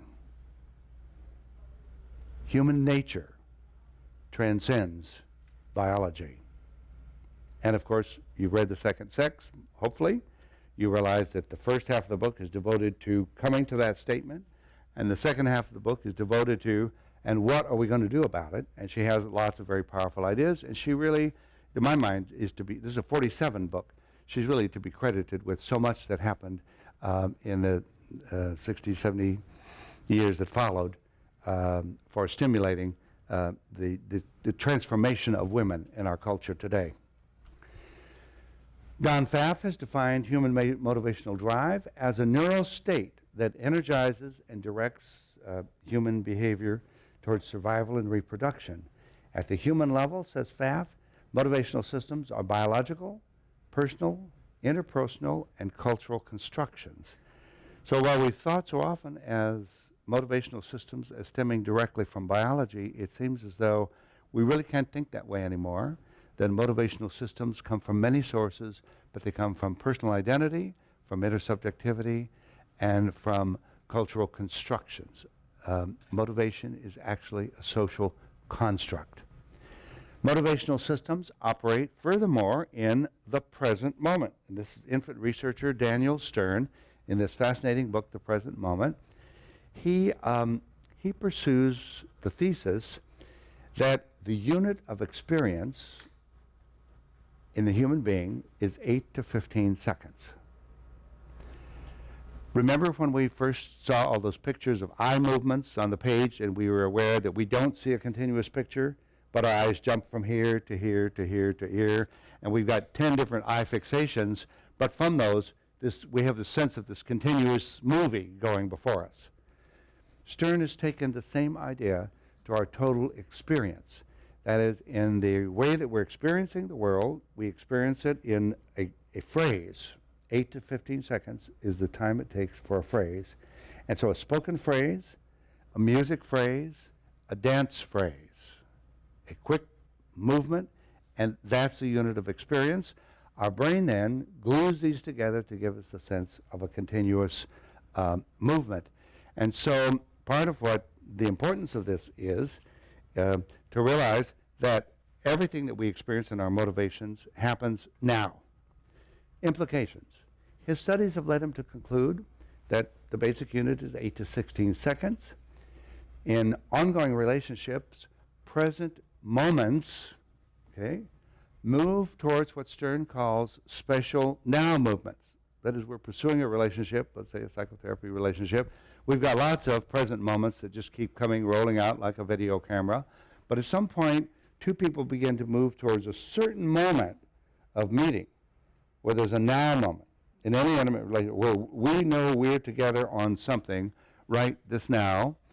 And the now moments threaten the status quo of the relationship and threaten the intersubjective field as it's been mutually accepted up until then. These now moments have the possibility of shifting things that we hadn't thought shiftable before.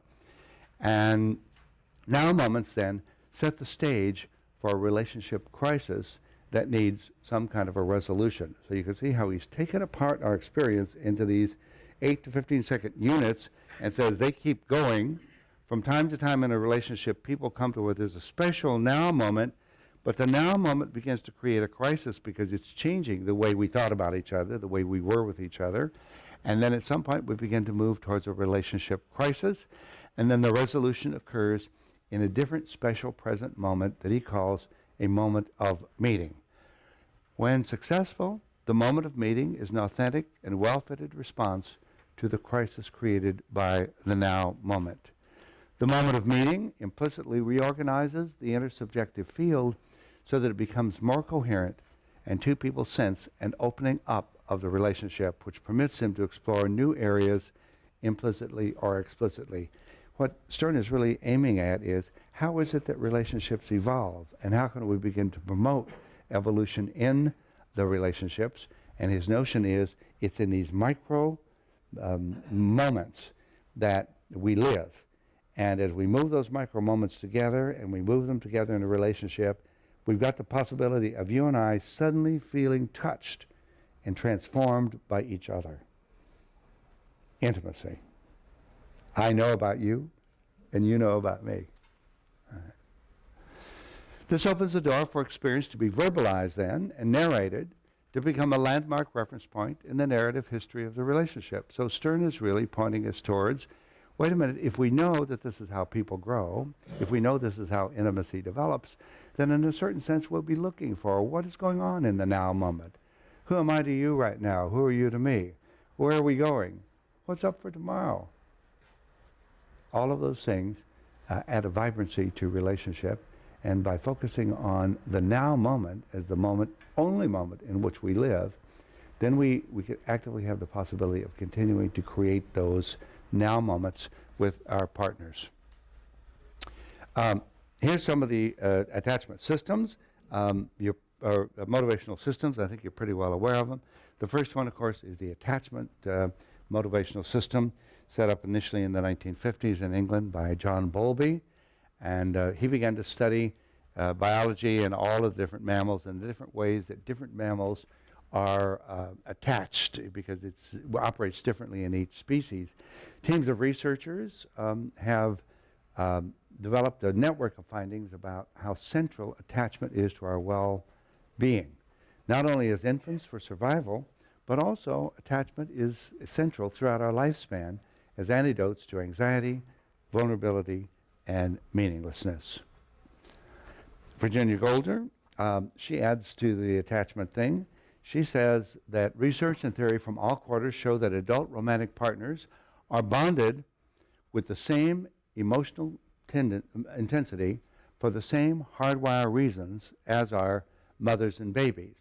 Throughout the lifespan, Alan Shore writes, we are biologically connected to those with whom we have close relationships. So this isn't just we're friends, it's that when we have close, intimate relationships, we begin to share a biological sphere. We're together, we're bonded. When we speak of my other half, it's more than a metaphor. That is, we're actually there. At the psychological core of the intersubjective field, says Alan Shore, between intimates, the attachment bond of right brain, mind-body states. Shore concludes that proximity to a loved one tranquilizes the nervous system. Yeah. Thus, says Virginia Goldner, adult attachment is not a metaphor, it's not an analogy, it's not a template, it's not a prototype, it's it. Adult attachment is the real thing. It is really attachment with the same intensity that it is between a baby and its caregivers. If you've been living and sleeping with your partner for 2 years, you're bonded, wound around each other, nervous system to nervous system, and your psychic state is now joint property. It's nice to hear it said, isn't it? Mm-hmm. Yeah, all right. Second motivational system would be the affective interactive motivational system. Studying the emotions and facial expressions in primates and humans, Darwin believes that emotions are highly adaptive. They serve to link members of each species, and that they're particularly well developed and subtle in humans. Tompkins followed that up. Affects are primarily biological motivating mechanisms and can be understood as having primacy in human agency. So our emotions are not just something we sort of have as a result of having had a nice or a bad time. One of it is the emotions are the center of our being. Affects are a vital part of our interactive regulation motivational system from infancy through adult life. Third motivational system we've already touched on is the intersubjective one. The most well-known person is Daniel Stern. Here's a book that I like. I've given it to new parents, A Diary of a Baby. And in this particular case, Stern, who's I think the father of 6 and the grandfather of many, he, based on all of his infant research, tries to get into the mind experience of a baby at different month periods. And so he sets up what the baby's experience is like at 2 months, 4 months, 6 months, and so on. So it's an interesting thing, Diary of a Baby. He reviews hundreds of studies, and he concludes that early forms of intersubjectivity are present at birth and are therefore innate. So that we're just now, in the last couple of decades, really coming to think in terms of intersubjectivity, the meshing of each other's internal worlds. It's that it's been there for us to observe. We're just now noticing it. And by the time we study babies, we see that babies come into the world already prepared to live in the mind of others. Stern concludes, infant researchers agree that infants are born with minds that are especially attuned to other minds as manifested through their behavior. Conclusion is based on detection of correspondences of timing, intensity, and form. The mirror neurons. You've all been reading about them. All of our current magazines are picking up on it. It's quite sensational. I I don't have on the tip of my tongue the exact story about how the mirror neurons were discovered, but it goes something like this. I believe maybe in Stockholm, somewhere, maybe Denmark. There's a primate laboratory, and the guys that work in the laboratory are going out to lunch. Somebody comes back with a bag of pistachio nuts. Now, the monkeys all around the laboratory, you know, in their cages, they've never seen pistachio nuts. But the pistachio nuts, and a couple of guys are sitting at the desk cracking the nuts open and eating them. And one of them takes a pistachio nut, gives it to a monkey. The monkey proceeds identically to open it and eat it in the very same way. And they realize, wait a minute, he's not had any experience. He didn't play with it. He didn't do anything. He knew what to do, and then the experiments began. He knew what to do because he had watched us do it. When you're sitting there with your arms crossed, there's a part of my brain that reflects that, and it's as if I have my arms crossed too. If you lift a glass of water, there's a set of cells in the mirror neurons that are right next to my motor neurons that make it as though I have lifted that water myself. So monkey see, monkey do isn't just a cute little joke, okay? We now know through the mirror neurons, and we're now talking about visual. There are now experiments trying to expand this into auditory, and then we begin to realize, wait a minute, there's a whole mirror function that exists in many different ways in all of our functions, so that mirroring itself is going to be a fascinating area to go forward in brain research, that we know what's going on inside the other, because as the other moves or smiles or frowns or screams, that happens inside of us. And so we know what the other person is thinking and feeling because of the presence of the mirror neurons. Mirror neurons provide the neurological mechanism for understanding, reading other people's states of mind, especially other people's intentions, resonating with another person's emotion, experiencing what someone else is experiencing, and capturing an observed action so that one can imitate it. In short, empathizing with another and establishing an intersubjective contact. Mirror neurons sit adjacent to the motor neurons. They fire in an observer who's doing nothing but watching another person behave like reaching for a glass. The pattern of firing in the observer mimics the exact neuronal pattern that the observer would use if he were reaching for the glass himself. Thus, the mirror neurons permit us to experience the other as if we were executing the same action, feeling the same emotion, making the same vocalization, or being touched as they are being touched. So we have that built-in, genetically determined capacity to know what's going on inside the other because we can mirror that, and when that mirror goes inside, we know what's going on inside the other. Yes? So can we hypothesize that early trauma impacts our ability to... Absolutely. Absolutely. Yeah. It blocks it, of course. Adaptive oscillator neurons, another set of neurons that are just now coming to the fore.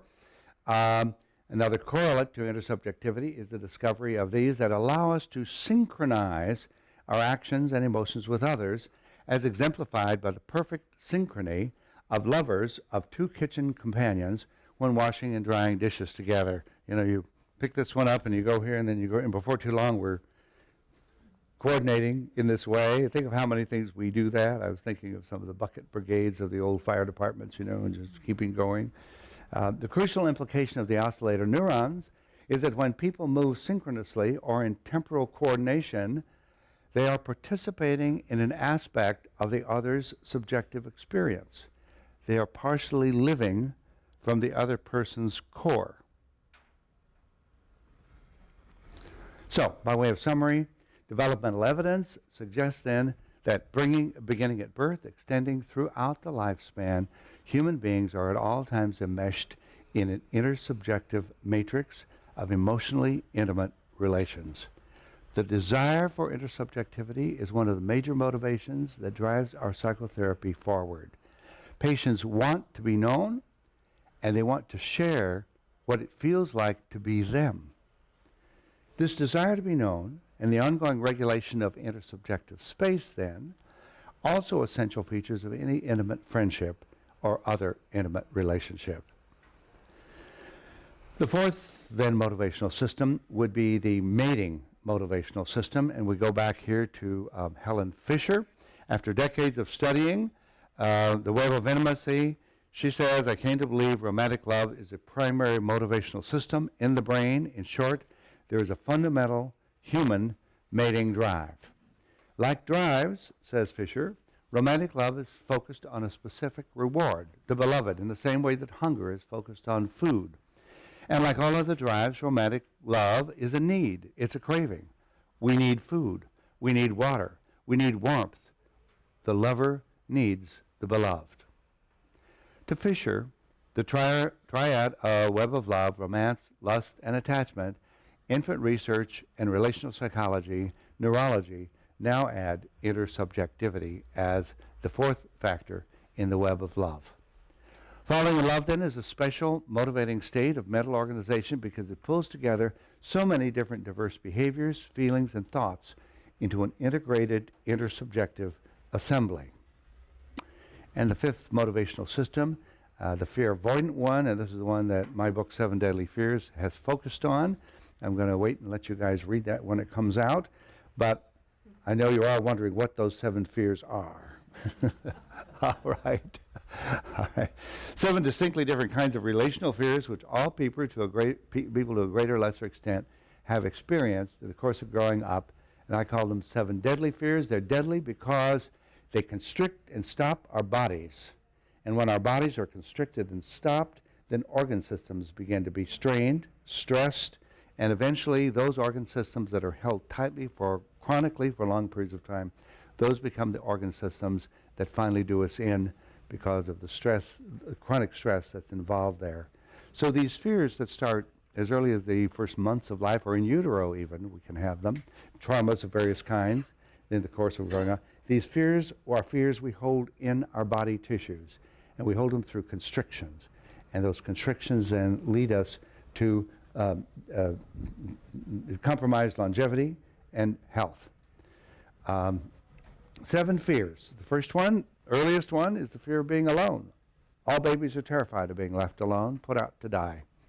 The fear of connecting. It turns out babies want to connect, but because very early on there's some bad connecting experiences, we all have fears of emotionally connecting. The fear of being abandoned. We've all been abandoned in various ways, and in our intimate relationships, once again, we fear being abandoned. Fear of a self-assertion. Lord knows we've all been crushed for speaking our piece at various times in our life. And so somehow or another, we fear speaking our piece again. We fear being crushed. We fear asserting ourselves. The fear of lack of recognition. We need to be known. And so somehow in the 3rd and 4th year of life, either our parents could see us, did get to know us, or we learned to be ashamed for trying to become known, for trying to be who we wanted to be, for wanting to be the center of attention, you know. So the narcissistic piece is, don't let anybody rain on my parade, okay? The 6th fear shows up at the level of 4, 5, and 6, and it's the fear, it's a triangular fear. Children at that age are aware of emotional triangles, the classic ones being the Oedipus and the Electra triangle, but all emotional triangles, and the fear that one will either fail in the competition with the third party, or one will succeed at somebody else's expense. In either case, triangles are the most treacherous form of relationship because negative consequences can happen in either case. And the 7th one shows up particularly in adolescence, when adolescents begin to realize that you have to be a part of a certain group, you have to wave a certain flag, wear a certain thing, do this, and then throughout the rest of our lives, we dress according to the, look at you guys, you're not dressed the same way as people are on Sunday morning at church. You're dressed the way therapists are at continuing education seminars, you know, a little sloppy, a little frayed, a little at the edge, but comfortable, dignified, professional, okay? We all know how to dress to come to a continuing education seminar. So for the rest of our lives, we're involved in group behavior with the fear that if we fail to conform to what the group expects, something will happen. And so we're really afraid of just being fully alive, dressing the way we want to dress, wearing whatever we want to dress, saying whatever we want to say. It's a fear of being fully alive. So these 7 fears exist in our minds and our bodies, and I've particularly addressed a lot of body psychotherapists with these fears in terms of looking at the way in which the constrictions manifest and the way in which body psychotherapists have developed to try to address a lot of these fears. So summary then on human motivational systems. There are many different ways to think about what motivates us as human beings. Researchers have organized their ideas about human emotional intimacy needs into 5 motivational systems that operate in now moments of intimate relationships. So that no matter what angle we take on human motivation, the center of it is emotional intimacy and the drive for emotional intimacy, and the emotional intimacy exists in now moments. Okay. Switching perspectives. This one's tough. You got to follow closely. I'm going to brew a soup. Are you ready? We're going to put in one ingredient, and then we're going to add another, and then another, and another, and it's going to get more complex. We're going to look at the logos, otherness, identity, dissociated self states, and multiple selves. This is the most psychological part of the day. The logos. The ancient Greeks referred to the system of symbols, gestures, mimetics, language, and grammar, all the symbols that we use to express ourselves as the logos, which literally means the word. It's the communication, the gestures, the symbols of the human race. As a psychological concept, the logos, the system of human symbols we use to define ourselves, it's understood as necessarily alienating us from our bodies. This is an idea first put forth to my knowledge by Jacques Lacan, the French psychoanalyst, in his paper, The Mirror Function, 1938. In Lacan's paper, he starts off by pointing out that there are a number of species that play with the mirror. You know, birds will peck, dogs will bark, different species, but there's only one species that actually plays with the mirror, and with the mirroring, it's the human species. So what is it about that mirror and the mirror function that becomes important to the development of our species? And so Lacan speaks of sort of a mythical moment. It's an abstraction, but it's a mythical moment in which the baby is playing with the mirror, and suddenly it occurs to the baby, that's me. At that moment, says Lacan, 2 things happen simultaneously. At that moment, the baby enters the human race of reflected symbols. That's not me. That's a picture of me. It's a symbol of me. And at that moment, the child alienates herself from her body because the me that's been before is here. The kinesthetic me, the body me, the moving me, the screaming, the yelling, the crying me. But suddenly that's not me anymore, that's me. And so, on the one hand, we enter the human species, but the moment we enter the human species, we leave our bodies, or we become forever alienated by our bodies. And Lacan's whole system of psychoanalysis that evolved from there, that is a centerpiece on the way our minds work, that we're forever struggling with the gap between the kinesthetic knowledge and symbolic knowledge, spoken of as the real and the symbolic. So I'm going to develop on that. Hold on. Thus, we're born into the world living in our bodies, exploring and expressing with our physical being who we are and what we can do. But rapidly, the human environment gives us meanings from the constructed logos, and we come to express ourselves in language and symbols that are not properly our own, but are constituted by the reflected sociocultural realities. Second concept, identity. Likewise, the human world quickly identifies us the minute we're born.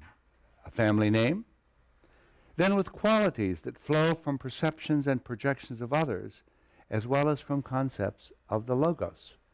We are said to be cute or bright, willful, strong, active, passive, colored, middle class, Catholic, handicapped, etc. That is, the world, based on perceptions and projections, begins to tell us who we are, begins to form an identity. The identity starts from outside of us. We, of course, participate in creating our personal identities, but by and large, it's the world around us that tells us who we are and who we are to become. Over time, using the tools of speech and symbolization afforded by the logos, and the tools of identity bestowed upon us by human social environment, we begin to develop certain consistencies of thought and behavior so that our personalities or characters become known to ourselves and to others. Keep following me. We're going to add to the soup. So far, we've got a system of symbols that we've attained to. Now we've got a system of identities that have been given to us. We're partly in our bodies, partly alienating from our bodies. And now what? The words and symbols of the logos and the personality descriptions constructed to identify us are, of course, necessarily incomplete and faulty in many ways, since each of us as a human being is far too complex and ever-changing to be captured by such limited and static descriptions.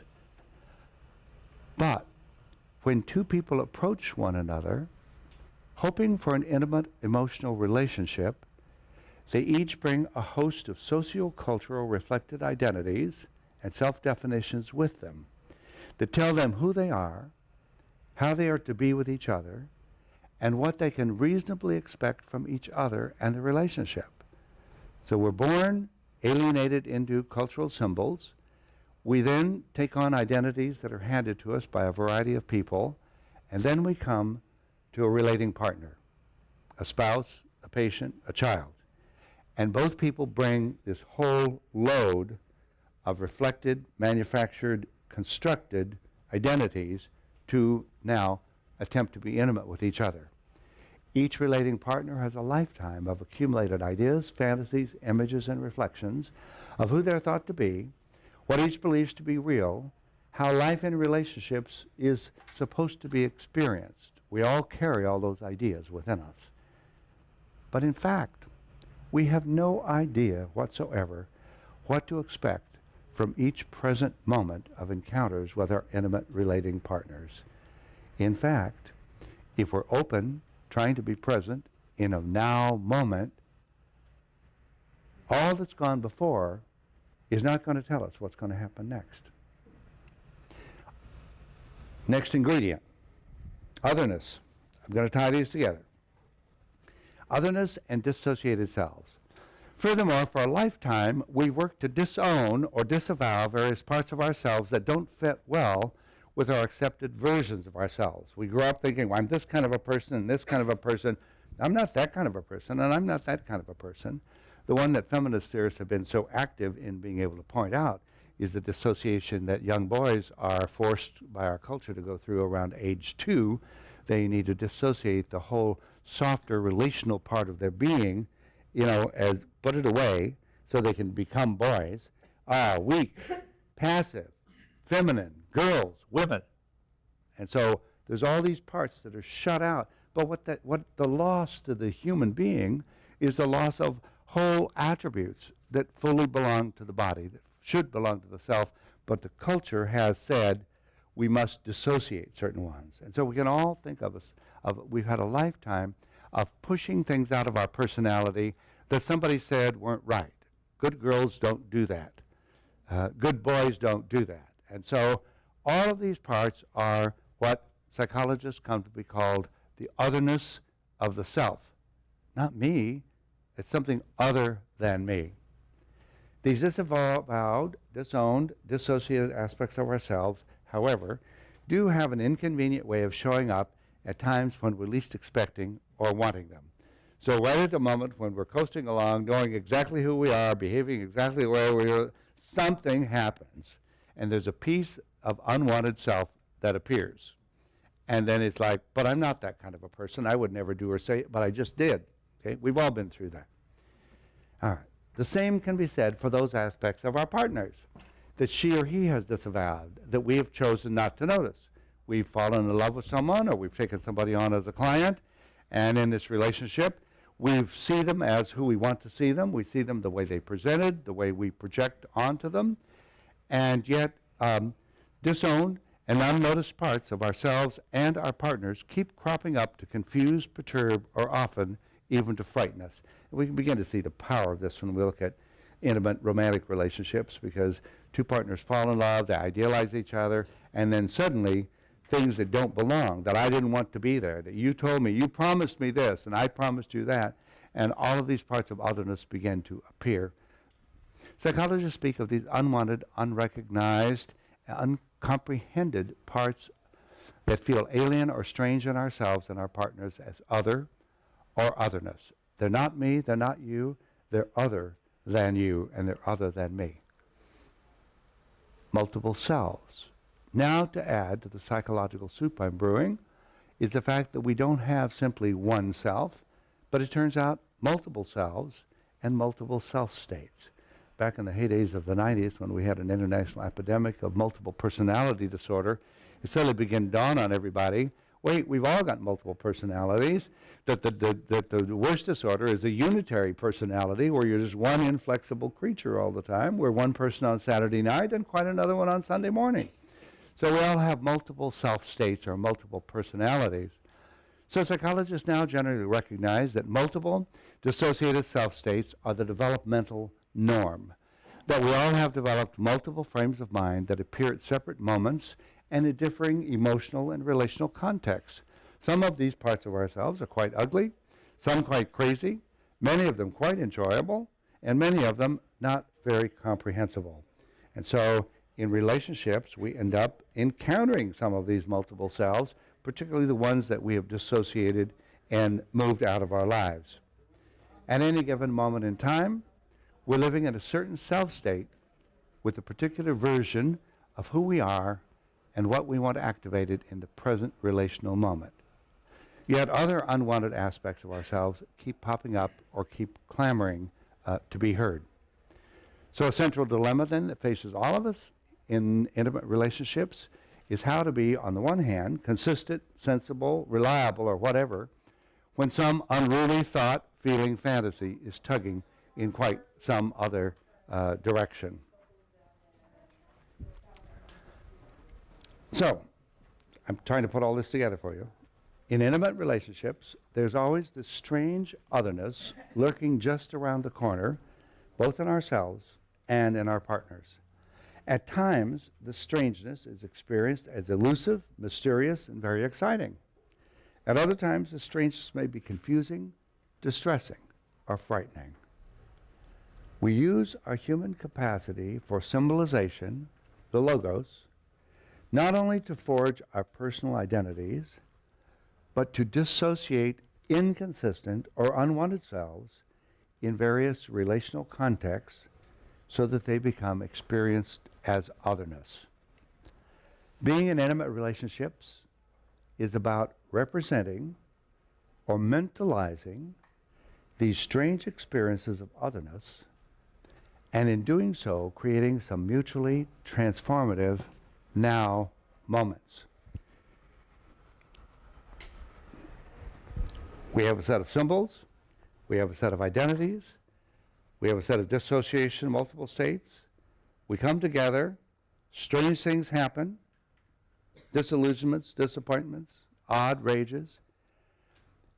In an intimate relationship, we have the possibility of setting up a contract to constantly explore these, to constantly look at anything and everything that appears strange or other, odd, inconsistent, frightening, terrifying, abusive, whatever those aspects may be, and that we're trying to move towards moments in which we can be involved in a mutually transformative relationship. Now moments in which two get together to know themselves and each other in never before imagined ways. So as I move this afternoon towards some of the ways that we can move towards achieving intimacy, some of the ideas that have been offered by some of the experts in the area, what we're going to be seeing is the theme is here, that being in intimate relationships is about representing or mentalizing, putting into words, putting into speech, putting into mutual sequences, these strange experiences of otherness, and in so doing, creating some mutually transformative now moments so that the couple can move forward in a perpetually creative mode.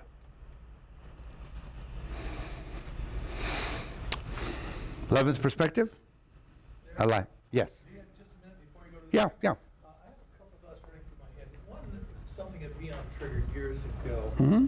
in my thinking, which was that, in a way, he was talking about the development of language in infancy. Yes. Beyond. And civilization. And it struck me that, in a way, all symbolism in language functions defensively. Okay. By its very nature, it cannot help but do otherwise. It seems to fit with what you're saying. Well, yes, we'd have to unpack that considerably, but I understand your gist. That is, it's in the sense that there's an inauthenticity to it. It's designed to make sense of stuff. Right. Is- But in so doing, Instead of experiencing stuff. exactly, exactly. Beyond would be absolutely with you on that one. Okay. Yeah. And then the other thing was, when you talk about dissociation here, a lot of this sounds more like repression to me than the way I think clinically of dissociation. At this point in time, so many of the people particularly in the relational psychotherapy movement, are interested in looking at dissociative processes in contrast to repression. Repression simply moves something out of consciousness, but dissociation, the model that's developing is more that we have different self states from infancy on. And each emotion of the 26 emotions, each emotion surrounds itself with sort of an ego structure. So we've got sort of like 26 sort of islands or different self states or different personalities. And that slowly over time, different connections will be made. And Cohen has said the baby develops a unitary self because the mother addresses it as though there were a self. And so we get the sense of, I am a unitary self with consistency, a me, myself, and I, because the world tells us that. But that's an artifice too, because we're many self states with many possibilities. So dissociation is not so much seen as a breakdown process or a closing off, it's seen as the natural normative developmental state. It's a very different way of conceptualizing dissociation. Yeah, and it seems to be much more permeable. Yes, absolutely. Than the classical understanding Yeah. of dissociation. Donnell Stern is the person to read, not Daniel, but Donnell Stern. And he has several books, and he's got another one coming out in September. He has dealt with the dissociative processes really beautifully. Yeah. All right, this is one of my favorite perspectives of the day. We're going to call it functional emotional development. Stanley Greenspan and Stuart Shanker. Stanley Greenspan is a child psychiatrist. He has for a lifetime worked with autistic spectrum children. So he has studied the whole, all of the possible things that autism might be about. Stuart Shanker is a psychologist, but also a primatologist. He's done all sorts of studies with primate colonies in the nature. So bringing to this, these two people have a radical new idea about emotions that is turning whole fields upon its head. And they call it functional emotional development, and the reason for that term will come up as we go. Their book is called The First Idea: How Symbols, Language, and Intelligence Evolved from Our Primate Ancestors to Modern Humans. In this book, Greenspan and Shanker integrate a world of recent neurological, infant, primate, anthropological, and psychological research. The authors demonstrate convincingly that while most of our best attempts to date to understand development of the human mind have been based on Darwinian determinism, that there's been a missing link in our thinking that has flawed our studies until quite recently. Their thesis is that the leading edge of Darwinian evolution of the human mind is our capacity for personal growth through emotional intimacy, that's the important feature of the species. They demonstrate that the origins of symbolic thinking and speaking depend on social transmission of cultural practices learned anew by each generation. That my little grandson, Jaden, who's now 13, almost 14 months, during this time and during the next 2 or 3 months, he is going to learn through emotional exchanges what it took the human race 4 million years to learn. That is, in evolution, we learned how to be with each other, we learned how to live in each other's minds, we learned all of these things, but we pass that learning down within 3 years to each child where there is an adequate early environment. So you can see where Greenspan's knowledge of autism is coming in here, that, the thesis obviously is, for whatever reason, whether it's genetic, constitutional, environmental, the children suffering from early developmental deficits, in some way or another, there has been a deprivation of the emotional learning experiences that really belong properly to the human race. And we'll let the people who are studying autism be the ones to try to decide how many factors there are, what they look like. But Greenspan says either this emotional transmission occurs in the first year of life, or it doesn't, or it occurs only partially. But then at that point in time, later development is based on it, and the person with faulty early learning emotional experiences carries those flaws into other levels of development, although Greenspan himself has been very active in trying to figure out if there is someone that has had a flaw in the early development, how do we begin to pinpoint the nature of that emotional flaw and set up an emotional environment around that child to begin making good that deficit, and under what conditions can we be quite successful, under what conditions can we be partially successful, under what conditions maybe we're not going to feel too much success. Those are the questions that have fueled the ideas behind this book. The sufficient condition for the development of human thought, they say, involves a series of affective, interactive learning steps in which even the tools of learning must be interactively relearned each generation. Interactive, affective, interactive learning steps. It is through the emotional interaction that these various steps occur. Say Greenspan and Shanker, our highest level mental capacities, such as reflective thinking, only develop fully when infants and children are engaged in certain types of nurturing learning interactions. Children deprived of these learning interactions for whatever reason fail to develop to their full human potential. The critical accent of Greenspan and Shanker's 16 lifespan phases. By the way, my favorite one is the phase of wisdom that sort of comes later. All right. All right. I sort of feel connected to that one. All right. They have 16 lifespan stages, and they call it functional emotional development. And the 16 stages then describe and define emotions not simply as various affective states, but rather as the child's overall emotional ability. So we're not talking about mad, sad, glad, but we're really saying there's a total picture of emotional resonance that babies come into the world with and that caregivers do their best to interact with, and it's a total holistic picture, such as the overall emotional abilities are functional in that they enable the child to interact and comprehend her world. They're fundamentally emotional organizations that guide every aspect of day-to-day functioning, unite different processing abilities, and orchestrate the different parts of the mind. So by way of summarizing, the book is just rich. It's full of one idea. And then when Shanker takes us into the primate colonies and show us how different species have developed different kinds of emotional connections, given their environmental niche and given their mating practices, it's a phenomenal book. Say Greenspan and Shanker, just as the discoveries of the wheel and fire set in motion enormous technological advances, the learned ability to signal with emotions and progress through various stages of emotional transformation enabled the development of symbols, language, and thinking, including reflective reasoning and self-awareness. Do you see how they've turned things on their head? When you look at most of the other people, whether it's a Chomsky or a Pinkett, they generally think that thought comes and then emotions are somehow attached. They're saying emotions are central and thought develops out of the emotional exchanges. The authors are concerned that emotional processes embedded in group behavior for millions of years may be in jeopardy in the technologically guided 21st century because the critical transformations in the mind and the brain that support reflective thinking depend on the way humans emotionally interact with and learn from each other. So they're concerned about those first 3 years of life, but then the lifespan, because since the gift of the human race, we're genetically programmed to take it, but it is only given to us by virtue of love coming from other people.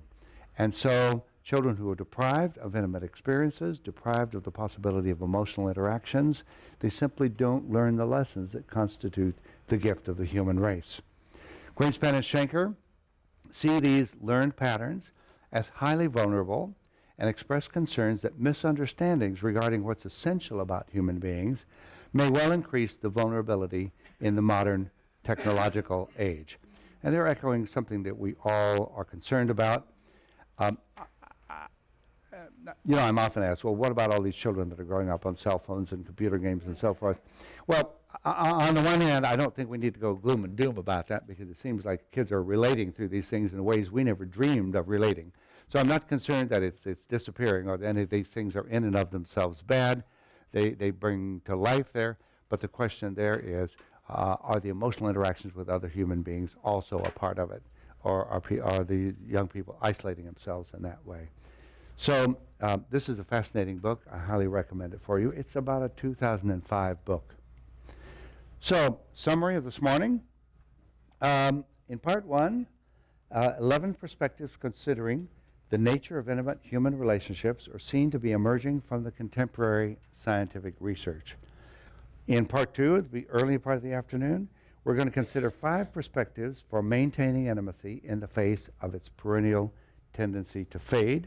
Then as the afternoon goes on, I'm going to begin to give you, after I've done my research on this, what are my ideas about it? What have I thought? What can we do in our personal lives, in our professional lives, to cultivate and maintain intimacy with the hope that whenever possible, we can have the longest and the most fulfilling intimate relationships possible. In the next part, we're going to look at perspectives in maintaining intimacy. The first perspective, then, would be facing the dangerous uncertainties of love. Celebrated leader of the international relational psychotherapy movement, Stephen Mitchell, in his 2002 book, Can Love Last? The Fate of Romance Over Time, reviews many beliefs people have about why romance fades. Okay. Mitchell concludes that it's not romance itself that fades or degrades into other forms of love and attachment, but that we expend considerable effort degrading it, and that we are interested in degrading it for very good reasons. Okay. It's okay. Mitchell observes that there's a powerful motive in long-term relationships to establish security amidst insecurity, to gain predictability over the unpredictable, and to attain knowledge and certainty over the unknowable and the uncertain. But to the extent that this strong motive to stabilize strives to fix the fluidity and the multiplicity of ourselves and our partners into known and predictable patterns, it is coercive and destructive. Following his reasoning, we want certainty, we want safety, but when we get it, we end up destroying the life of the relationship. It's our push towards predictability and certainty over the novel and the unknown of romance that kills love for us. According to Mitchell, we actively and collusively do it to ourselves. In committed relationships, we pretend to ourselves that we've somehow minimized our risks and guaranteed our safety. But in doing so, we have paradoxically undermined the preconditions of desire, which requires a continuous flow of robust imagination in order to breathe freely and thrive. Says Mitchell, love by its very nature is not secure. We keep wanting to make it so. Passionlessness in long-term relationships is often a consequence not of the extinguishing of a flame, but of collusive efforts to keep the relationship in an inert, sodden stasis. This is why for many couples, sex becomes routinized and boring over time. It's not that familiarity breeds contempt or lack of interest, but that as the mutual dependencies deepen, as shared lives become more complexly intertwined, sexual passion with all of its accompanying risks becomes increasingly dangerous, according to Mitchell. Romance in relationships is not cultivated through a resolving of tensions, the discovery of a secret, or a labored struggle to continue novelty. The cultivation of romance in relationships requires two people who are fascinated by the ways in which, individually and together, they generate forms of life that they hope they can count on. All intimacy entails a tolerance of the fragility of those hopes that in the rich density of contemporary life, realities often become fantasy, and fantasies often become reality. So for Stephen Mitchell, he feels like if we want to make love last, that we've got to face the dangerous uncertainties of love. We have to resist the temptation to make love an always secure place, to rigidify, to fix the relationship, let it be open and free, give our partner space, but in so doing so, it's breathtaking and somewhat scary. So facing the dangerous uncertainties of love would be the first idea about maintaining. The second idea, maintaining a commitment to understanding each other's subjectivity. This comes from New York psychoanalyst Ethel Person, who's written a number of books on love, and her book, By Force of Fantasy, is a collection of sexual fantasies that she's gathered from many places. She starts that book off by saying that she points out that Freud, when he wrote his dream book at the turn of the 20th century, was brave enough and courageous enough to put a lot of his own personal dreams, often that revealed strange motives, in the book and make them public. And yet we don't have anybody yet today that's willing to put their daydreams, their fantasies, in the book. And of course there's many reasons for that, but most of it is somehow we think we're more responsible for our daydreams and fantasies. But she begins to say that's not really so. Our minds are full of ideas and fantasies and possibilities, and they just generate the same as our night dreams do. And so in her book, By Force of Fantasy, she collects daydreams and fantasies, particularly sexual ones, from all sorts of people, from patients, from friends, from books, from poetry, from different places, and begins to show how active our sexual imaginations are.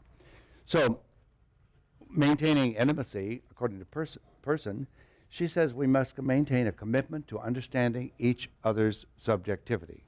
So with Ruth here sitting in the front row, earlier we talked about your subjective world and my subjective world, and then the intersubjective that begins to govern us. But the only way that we can really maintain an ongoing intimate relationship that's full of dangers and uncertainties is to be constantly taking an interest in what's going on inside the other person and working on representing that, working on putting that into words and thoughts and playing with it in that way. Psychoanalyst Person then begins her discussion of love by specifying the prerequisites for perpetuating intersubjective romantic passion. First, she says, lovers must be willing to make some sort of passionate commitment to one another. One of the things that comes throughout all of the literature on love and commitment is the idea that we grow through committed relationships. And Schnarch even goes so far as to commit himself that without monogamy we can't grow. And all of the people say it's really through making a firm commitment to be with each other through thick and thin, to follow each other's subjective life to the limit of what we possibly can. That's how we begin to get into trouble with each other and finally begin to stretch and to grow. So first, she says, we've got to start with a commitment. Second, she says there must be some workable accommodation for both intimacy and separation, for union and autonomy. This is her newer book, Dreams of Love.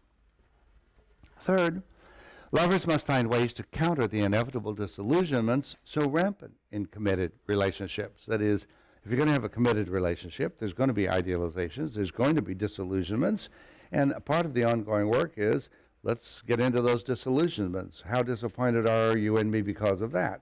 How can we understand that? The lover must be able to tolerate some frustration and to be satisfied with what is good, not demanding impossible perfection of either the beloved's character or ministrations. Fourth, says Person, in order to sustain passion over time, the lovers must maintain their interest in and commitment to each other's subjectivity and continue to share moments of merged inner subjectivity. Going back to my comment earlier this morning where people who manage to maintain lively relationships full of passion for many years, it's always, what are you thinking? Where are you going? What happened to you yesterday? You had a strange experience yesterday. Where's your mind gone with that? That's keeping an interest in each other's subjective world. Perhaps the most reliable and least problematic way to preserve excitement, says person, and this judgment certainly reflects my psychological bias, is by being able to share new perceptions and insights emanating from the unconscious. As a psychoanalyst, she's aware that our unconscious is always generating new perceptions, new projections, new insights, new possibilities, and they show up in dreams, they show up in slips of the tongue, they suddenly come to us in the middle of a fantasy in the course of the day, and she feels that maintaining an ongoing commitment to each other's subjectivity involves sharing all of those. And she has a number of examples in her books of things that at first one would think, I shouldn't have thought that at all, and then it's like, well, I can't tell anybody about that. And then before too long we begin to realize, well, but it's a part of my thought system, it's there. I've got to come to grips with that otherness part of myself, and my partner needs to join me in that journey, or at least want to make that invitation, that possibility. This kind of excitement, says person, of sharing insights and perceptions that emerge in various ways from one's own unconscious does not depend on any external drama, but rather on sensitivity to the stages of one's emotional development through the ordinary cycles of life. A couple is going through a certain event, maybe they're having a child, maybe a grandchild, maybe they're going on vacation, maybe someone's having some job difficulties, whatever the emotional situation is, Pearson feels like it's going to stir up lots of stuff. And lots of the stuff will be maybe surprising, maybe shocking, maybe frightening. But if a couple really wants to remain alive to each other for a lifetime, there has to be a committed willingness to be together through all of the strangeness, to bring together into the relationship all of the otherness that is inevitably there. Before the lunch, as I went through the whole part of otherness, we talked about how all of us have inside of ourselves parts that are not acceptable, and we also hold in others things that are not acceptable. So how do we then process that and make that an ongoing part of the relatedness? In short, says person, in order to sustain love, the lovers must undertake a joint emotional and psychological voyage. And for those who are psychologically attuned, there's novelty and wonder enough to preserve the pitch of excitement for a lifetime. So while many people, we'll go into some other things, are suggesting we should do this and do this and do this, she's really saying, look, our unconscious minds are incredibly rich. Our unconscious minds are constantly making new insights and perceptions known. We're constantly discovering things about ourselves and our partners. This is enough excitement forever. But we have to stay tuned to it, and we have to have a commitment to continuing to explore it bravely, openly, and to work with it. The third proposal for maintaining intimacy would be mentalizing intimate experiences. Mentalizing is a fairly recent psychological term. We associate the name Peter Fonagy, a British psychoanalyst, with it, although many people have now picked it up and are using it. It comes out of the attachment literature. One of the more interesting findings in attachment literature about a decade ago was that there were adult attachment inventories, and mothers that were about to have babies were given the inventory. And there's a whole variety of whether the mothers could go into and talk about their own childhood experiences and what it was like in their family and what their feelings were like and what the siblings were like. That is, the extent to which one could or could not tell a very rich narrative about one's past, about the emotional life during early childhood. Many people couldn't, and many people could. The mothers that had a rich narrative life about their past 2 years later produced securely attached babies, in contrast to the mothers that could not give complete narratives about their own childhood, produced insecure babies. Now, this was a surprising finding, but what it began to say was that there's something about being able to put into words and thoughts and stories emotional experience, mentalizing, saying how it is for me, putting into mental terms my experience, and the extent to which children are encouraged to do that in childhood, they become securely attached, and the extent to which mothers are able to do it, they develop children who are securely attached. So mentalizing experience becomes then a very important psychological capacity, a very important psychological function. So all therapists and couples counselors emphasize the critical importance of talking about our intimate relational experiences as truthfully and possibly with our relating partners. In struggling to represent our experiences with our partners in words, pictures, and gestures, we actively move from experiencing only at the level of the body, at the level of the unconscious, at the level of the unthought known, to the plane of mental contemplation, excitement, and consciousness expansion. Let me go over that again. Consciousness is a Greek word meaning knowing together. So by the time two people come together, talk about some experiences, consciousness is raised. In struggling to represent our experiences with our partners in words, pictures, and gestures, we actively move from experiencing only at the level of the body, only at the level of the unconscious, only at the level of the unthought known, to the plane of mental contemplation, excitement, and consciousness expansion. This intersubjective process of mutually expanding our consciousness of ourselves and of our relating partner is referred to as mentalization. Every time we enter a new relationship or have a new experience in a familiar relationship, that experience has to be integrated within the innumerable pre-existing relational templates. That is, we think that over a lifetime we've collected a set of experience here and a set of experience here, and we sort of expect the world to be this way and expect the world to be that way. But we enter into a new relationship and suddenly there's a new experience, and our whole set of relational templates have got to be sort of reorganized, shuffled around in order to accommodate the new experience that we have. And so in intimate relationships, one of the things that we can expect is every time there's some sharing of new experience, particularly if it's a new experience that we didn't particularly ask for or want, if it's from the otherness dimension, then we can expect that our templates will be disturbed and that we'll have to reorganize our mental life. This means that new experiences of everyday life always entail various forms of re-experiencing or revisiting past relational moments, as well as anticipating future relational moments. So we come upon some new relational experience, the past has to be reorganized, and our sense of the future has to be reorganized. And so we don't like reorganizing. It takes effort. It's sometimes very turbulent. It's upsetting. There's usually grief involved. So there's something in us that resists fresh experiences and that resists taking in the otherness or the fresh experiences from a partner.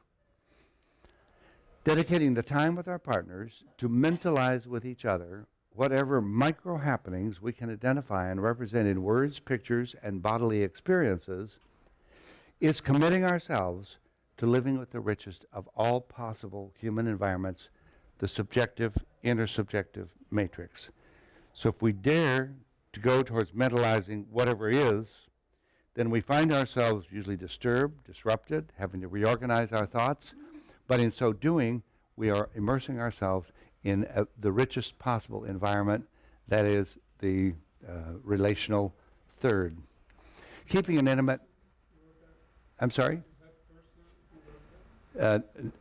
No, this is me, but it's based on mentalization. Right?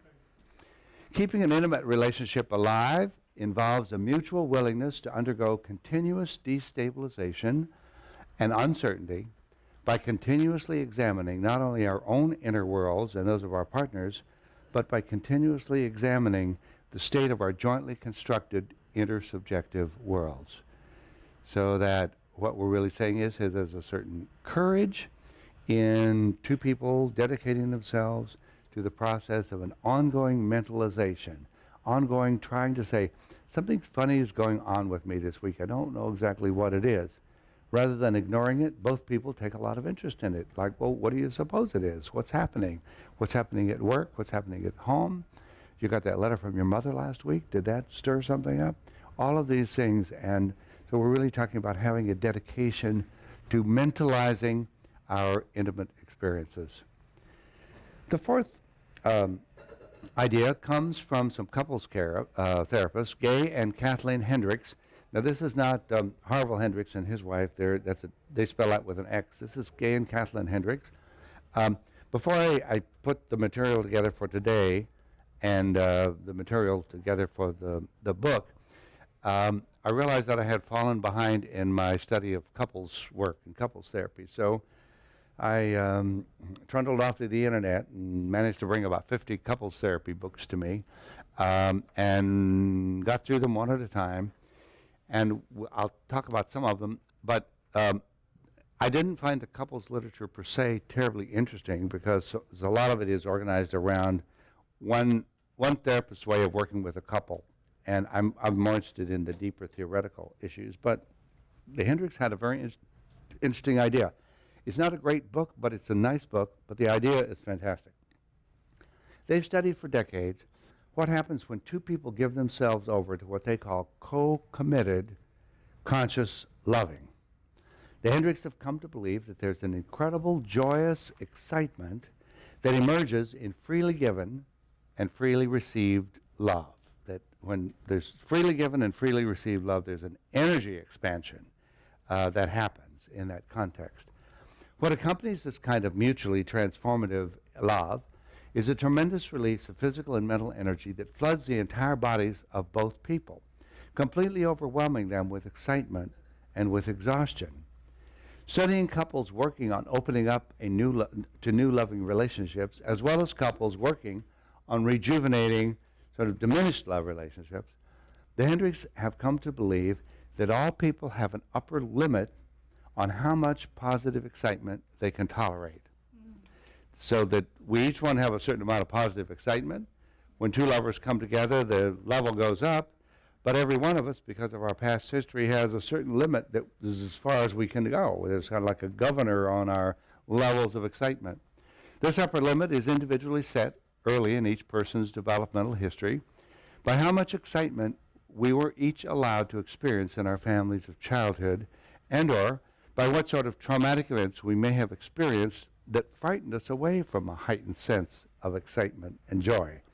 So every one of us has a whole set of developmental experiences that participate in setting how much excitement, joy, pleasure, happiness we can tolerate.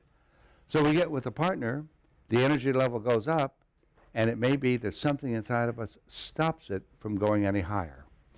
When you get close to someone, the positive energy is multiplied beyond what each of you has attained on your own.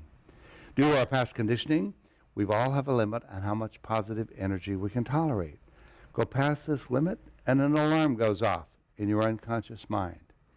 If you do not rest at this point, allowing yourself time to integrate that energy, your unconscious mind will find a way to stop the flow of positive energy.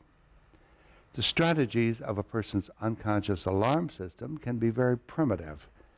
Arguments, illness, accidents. I'm not in the mood. Okay? Whatever it is, it comes up. So their position is it's far better to become adept at noticing when your limit has been exceeded so that you can consciously find a way to integrate the energy rather than to leave the task to your unconscious alarm system.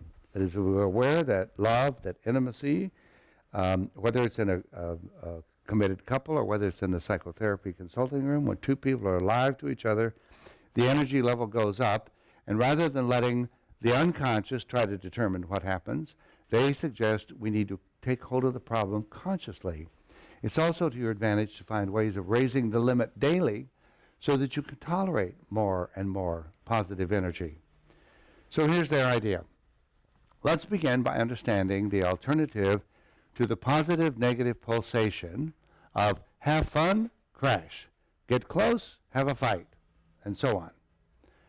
Pulsations are here to stay. That's how the universe works. But it does not have to be a positive-negative pulsation.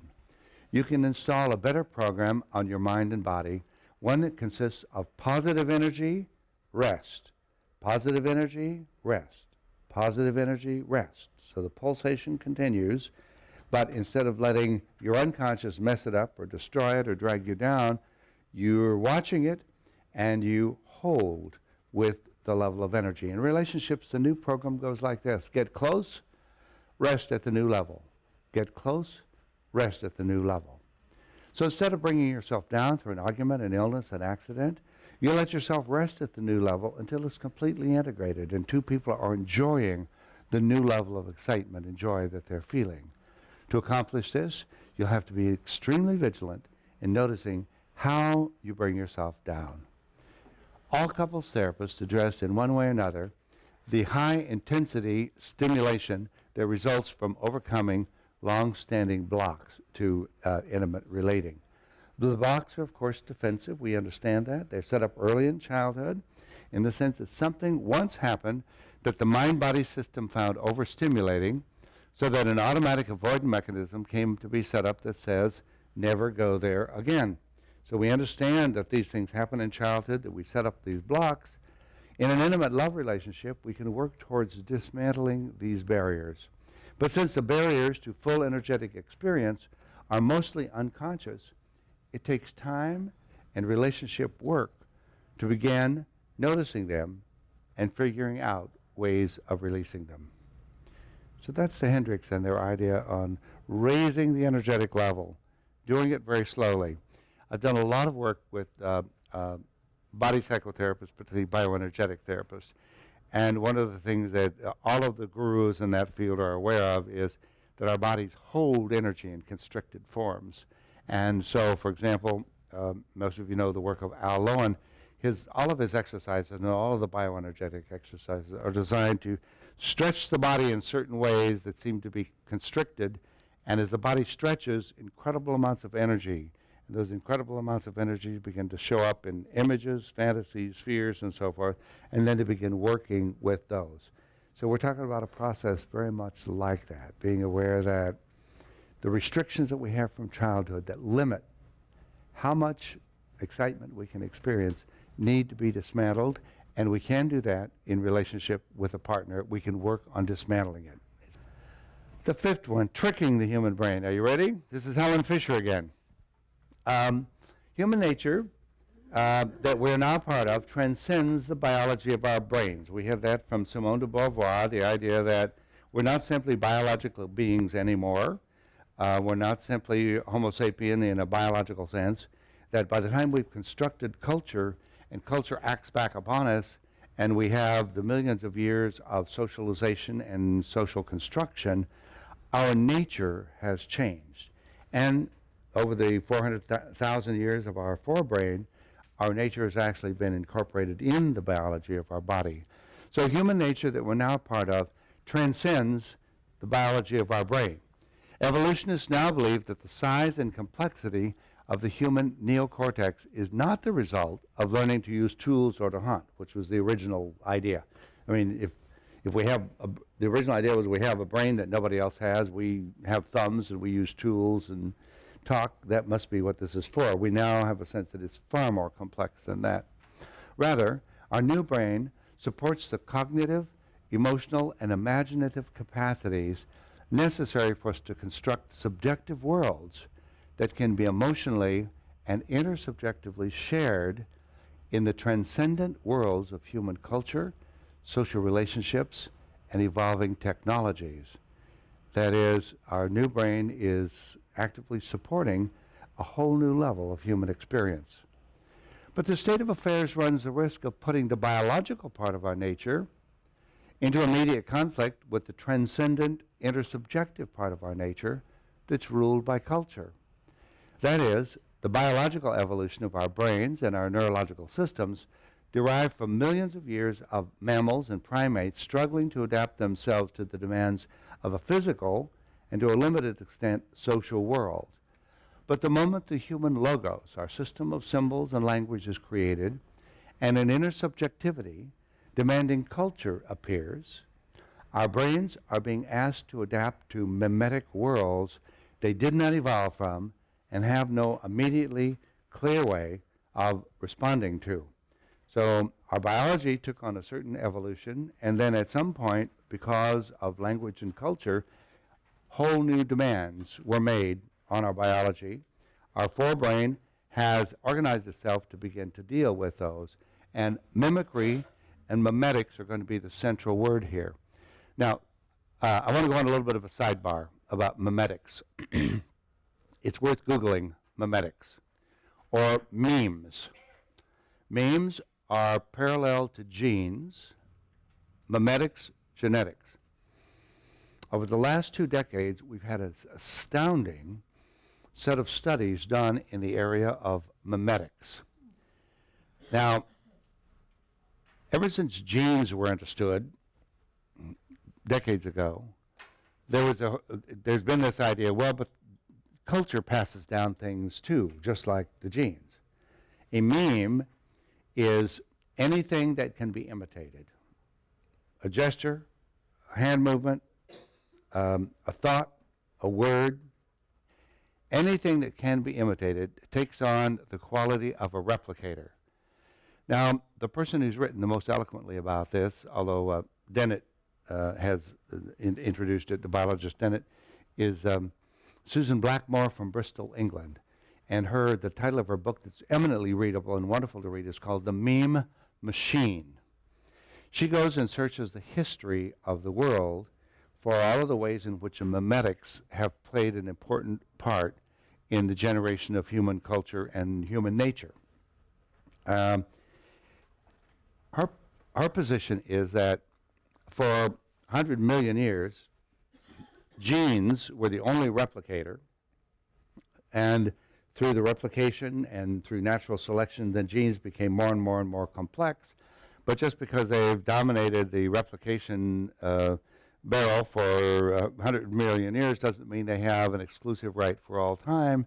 And so now that culture has come up, we now have another replicator that has a life of its own, just like the genes do, and it's the memes. And so studying the ways in which we imitate and how often many things we imitate have no sense at all, they have no purpose at all, but they survive because they can be imitated. So I just want to do a sidebar and say this is a fascinating area of study and call your attention to it. You can Google it and immediately go into a number of papers on memes and memetics.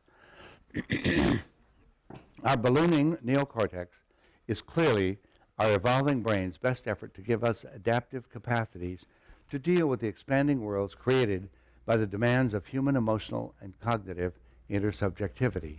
Of crucial concern for us, of course, as we study intimate relationships today and the question of can love last, is that biological mating patterns that evolved more than 4 million years ago do not seem to fit well the demands of the relationship cultures that have appeared relatively recently. When you consider that 4 million years ago our species developed mating patterns, time has changed, and so somehow those primordial patterns are not necessarily appropriate today. So Helen Fisher, anthropologist, has concluded that we have a mating drive as distinct as our drives for hunger, thirst, and warmth. The brain chemistry of this drive and cycles are by now well known. And in Anatomy of Love, she goes through just an amazing amount of neurotransmitters involving love, and we touched on them earlier today. Interdisciplinary research now amply demonstrates that humans throughout time and across all known cultures have been, contrary to popular belief, essentially serially monogamous.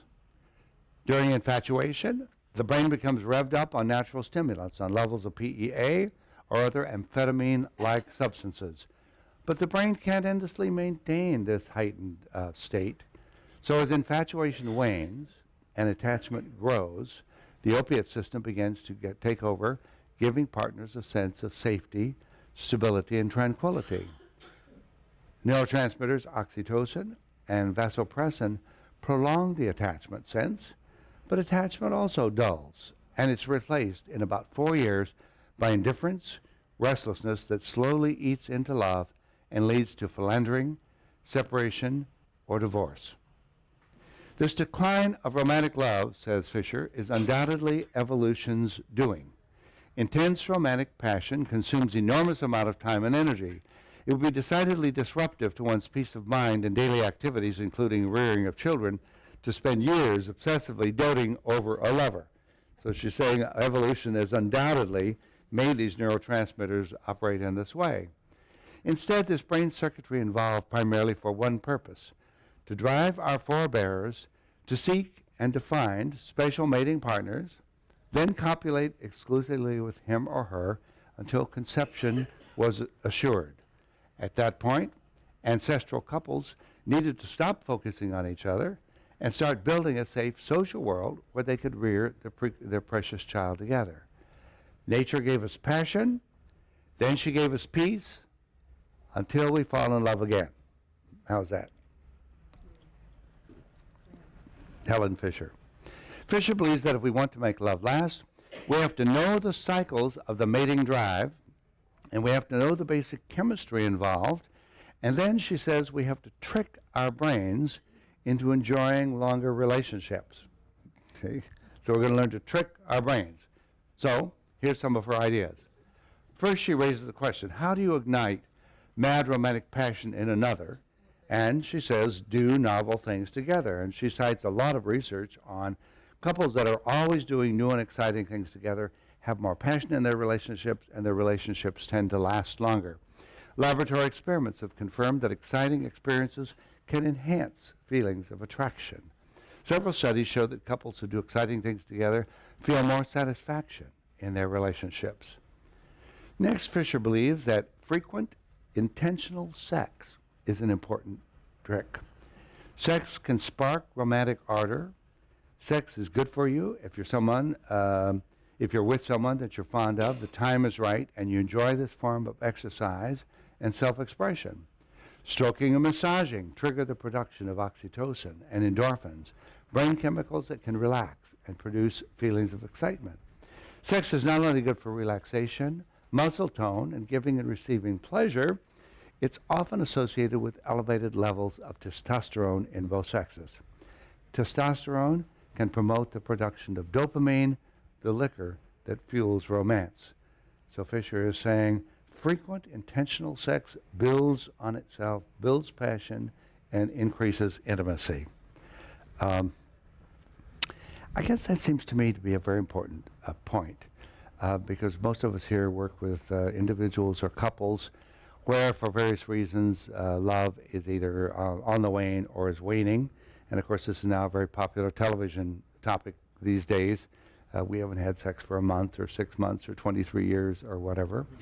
And as we begin to go in, since this is a big television topic these days, what we begin to realize is that it's so easy for the interest in sex to drop off unless two people are committed to ongoing intentional sex. To simply, I'm not in the mood, or I don't quite want it, or, well, maybe next week, or, well, there's a whole bunch of things we got to do tomorrow, let's go to bed early. It's almost as if a couple agrees to those things, they're agreeing to let the neurotransmitters burn out.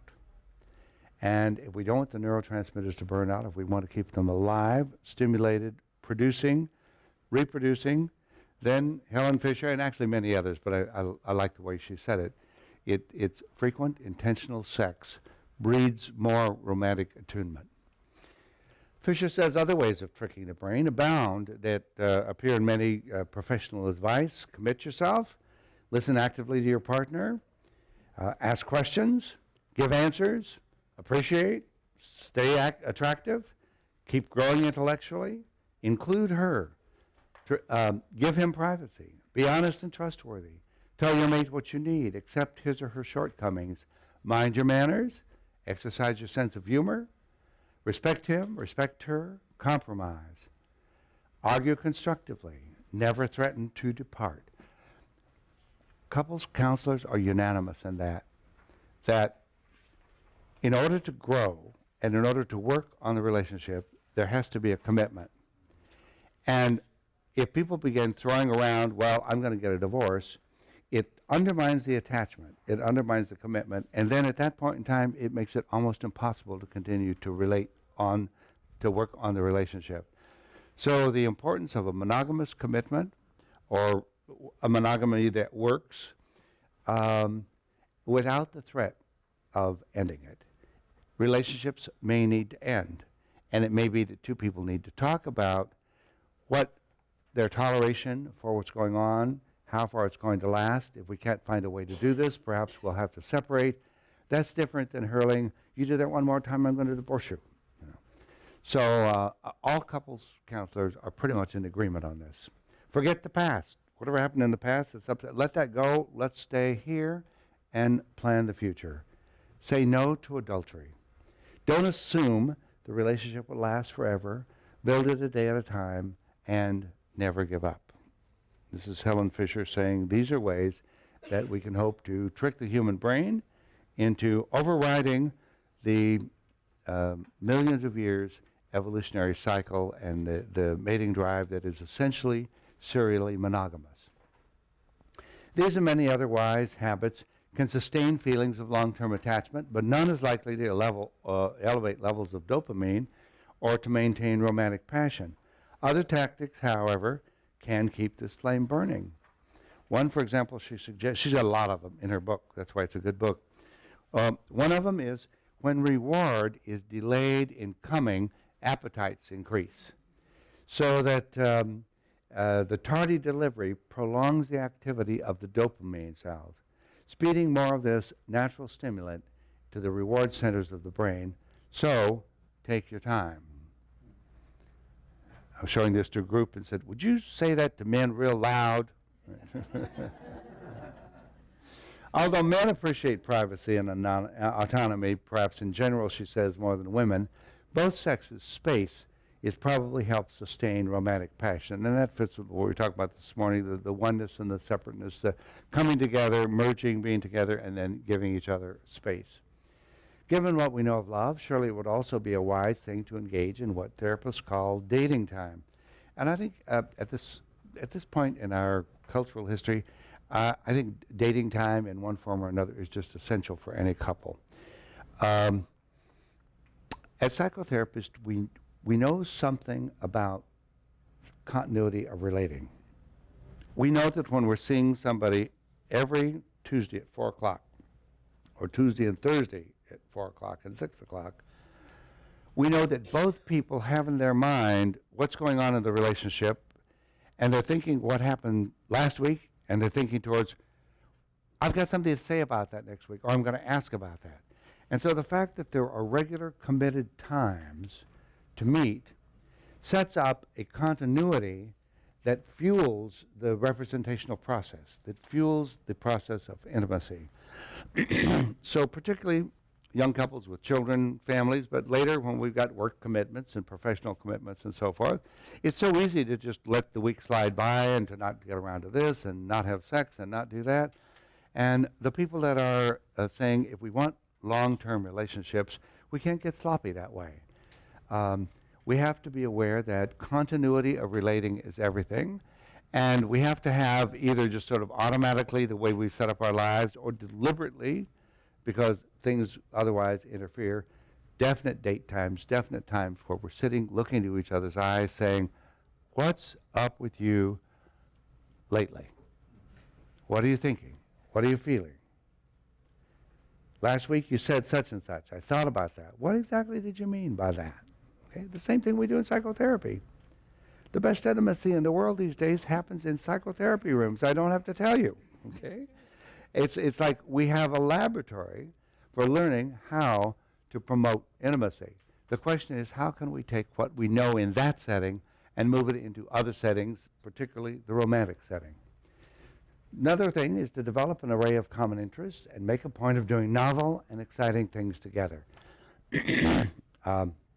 Went into a couple a while back that, I don't know if they had every month or something, but every month they would take turns, and one of them was going to find something that he or she would like to do that they really had never done before, or do it in a new way, and whether it was going to a theater or roller skating or to the park for a picnic, going to a drive to Santa Barbara, because we haven't done that for a long time. Each person was responsible for coming up with something, and they would take turns, and it would be something new and different, perhaps even a surprise. And again, to keep the anticipation going. What comes through, again, loud and loud and clear, is keeping love going is a conscious effort. It doesn't necessarily mean hard work. It It doesn't mean anything grueling or nasty. There certainly are those moments, but there's a consciousness about it, a deliberate, continuous consciousness. Variety, variety, variety, says Fisher. It stimulates the pleasure centers in the brain, maintaining the climate of romance. Fisher's evolutionary anthropological perspective suggests that trying to make love last is, in some sense, like paddling upstream. But we can certainly try, and we can expect some positive results. Trying includes understanding the natural cycles of the mating drive, and either learning to enjoy its ups or downs, or learning how to trick the brain with novelty, togetherness, surprises, rewards, variety, and space. And her book is full of a number of other ideas. I recommend it to you. So in part one this morning, we considered 10 perspectives from contemporary science on the nature of intimacy. In part two, we considered some ways of maintaining intimacy in the face of its tendency to fade. Now I'm going to move to ways of restoring lost intimacy, but because we only have 6 hours today, we're not going to go into them in detail. But as I went through the couples therapist books, there were 4 different theorists that stood out in my mind, and I'm going to just, you've got a lot of slides in your handout on them, so you can come back if you're interested and read it, but I'm going to just skim the highlights today. Now, my 4 favorite people may not be yours, but being psychoanalytically trained, my biases are in terms of looking at the internal world development and structure. That is what Freud bequeathed to us, was the awareness that in even early infancy, that, well, let me say it again. Freud felt that his most important contribution was when he addressed the nature-nurture controversy with psychoanalytic theory. During the 19th century, the big battle was, is nature more important or is nurture more important in terms of developing the human being? Freud felt that there was a third force that was more important than even nature or nurture in the human life, and he called it the development of the internal world. That is, that a child begins to experience the mother in a certain way, or certain expectations, all the things we talked about this morning. Those begin to become internalized furniture, internalized expectations. And so it is the internal world that then begins to take over and determine how we're going to view subsequent experiences. So our internal world views how we see things, how we interact, how we expect things, what we expect to happen.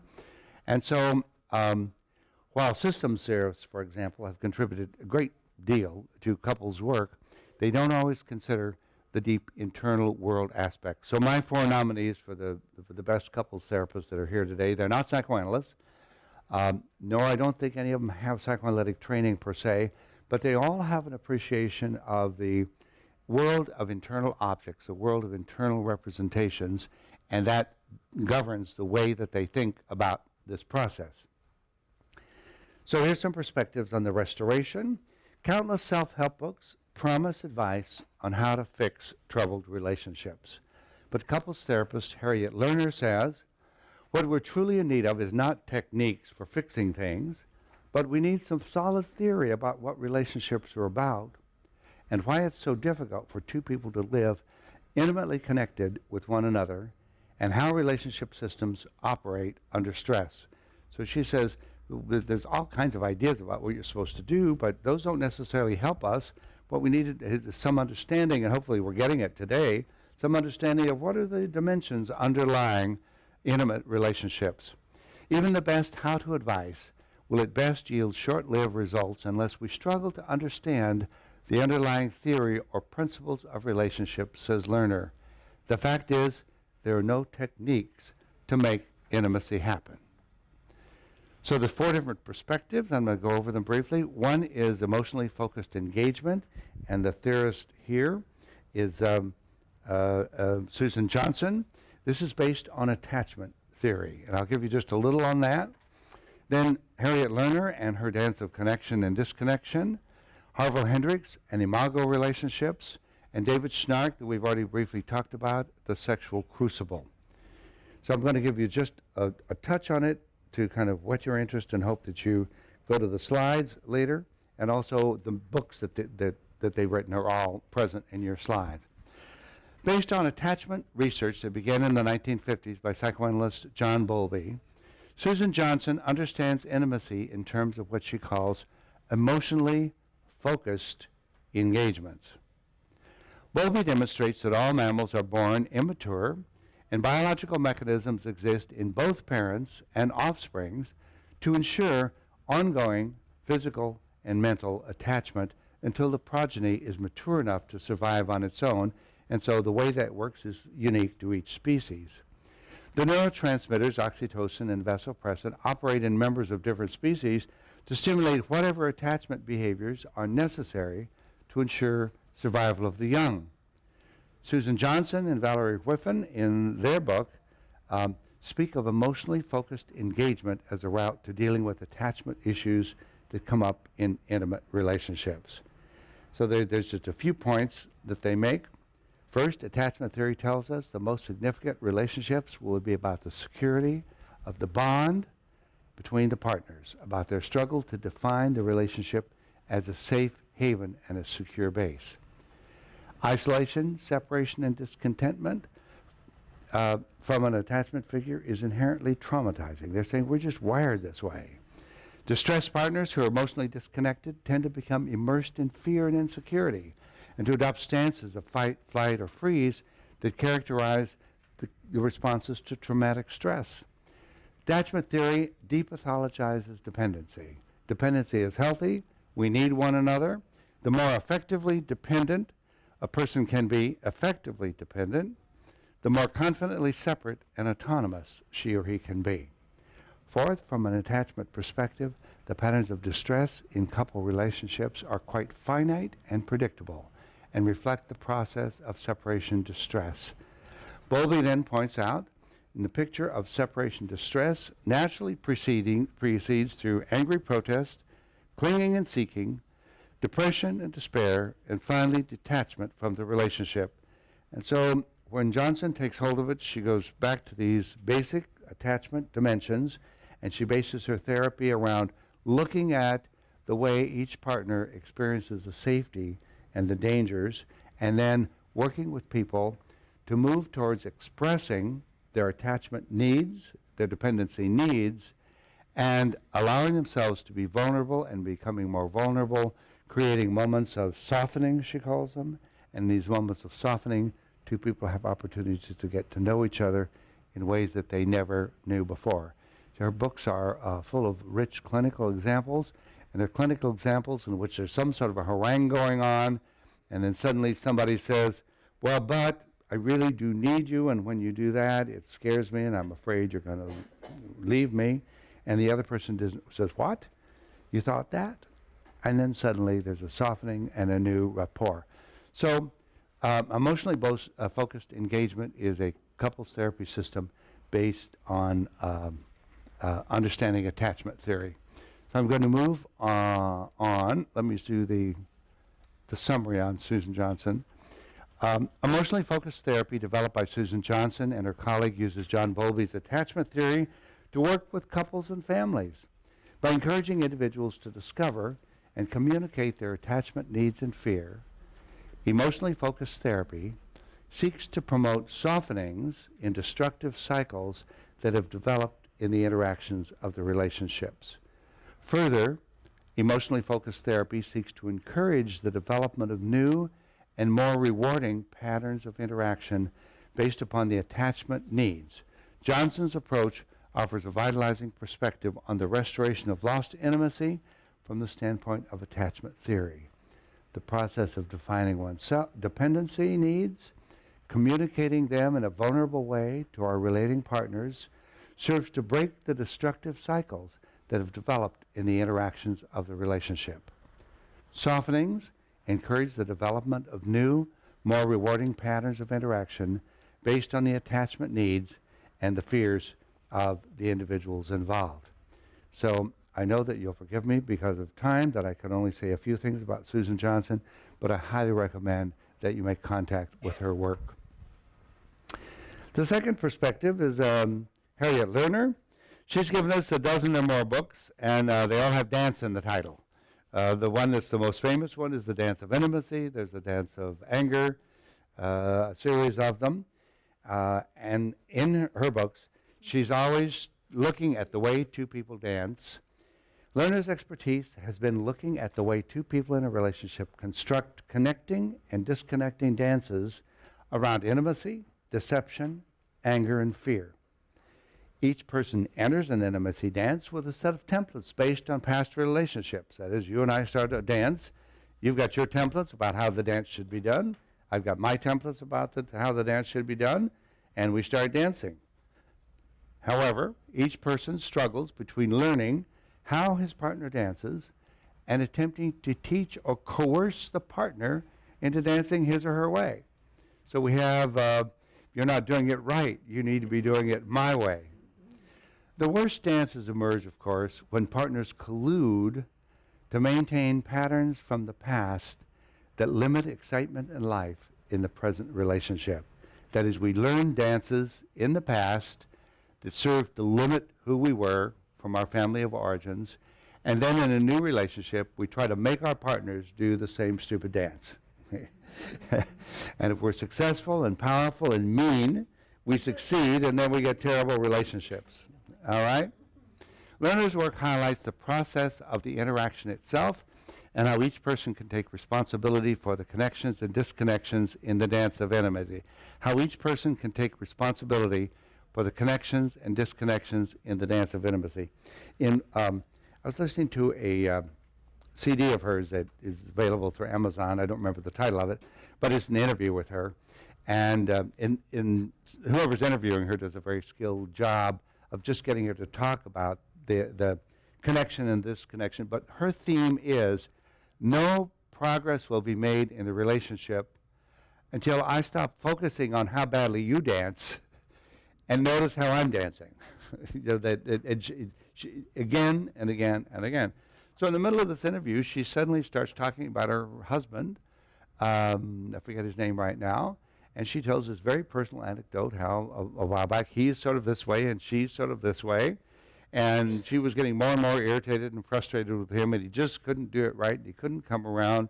And she was giving up and feeling despairing. And then something happened, and it suddenly occurred to her that she wasn't looking at herself. And she showed then what she began looking at in herself. And as soon as she started looking at herself, the whole picture changed.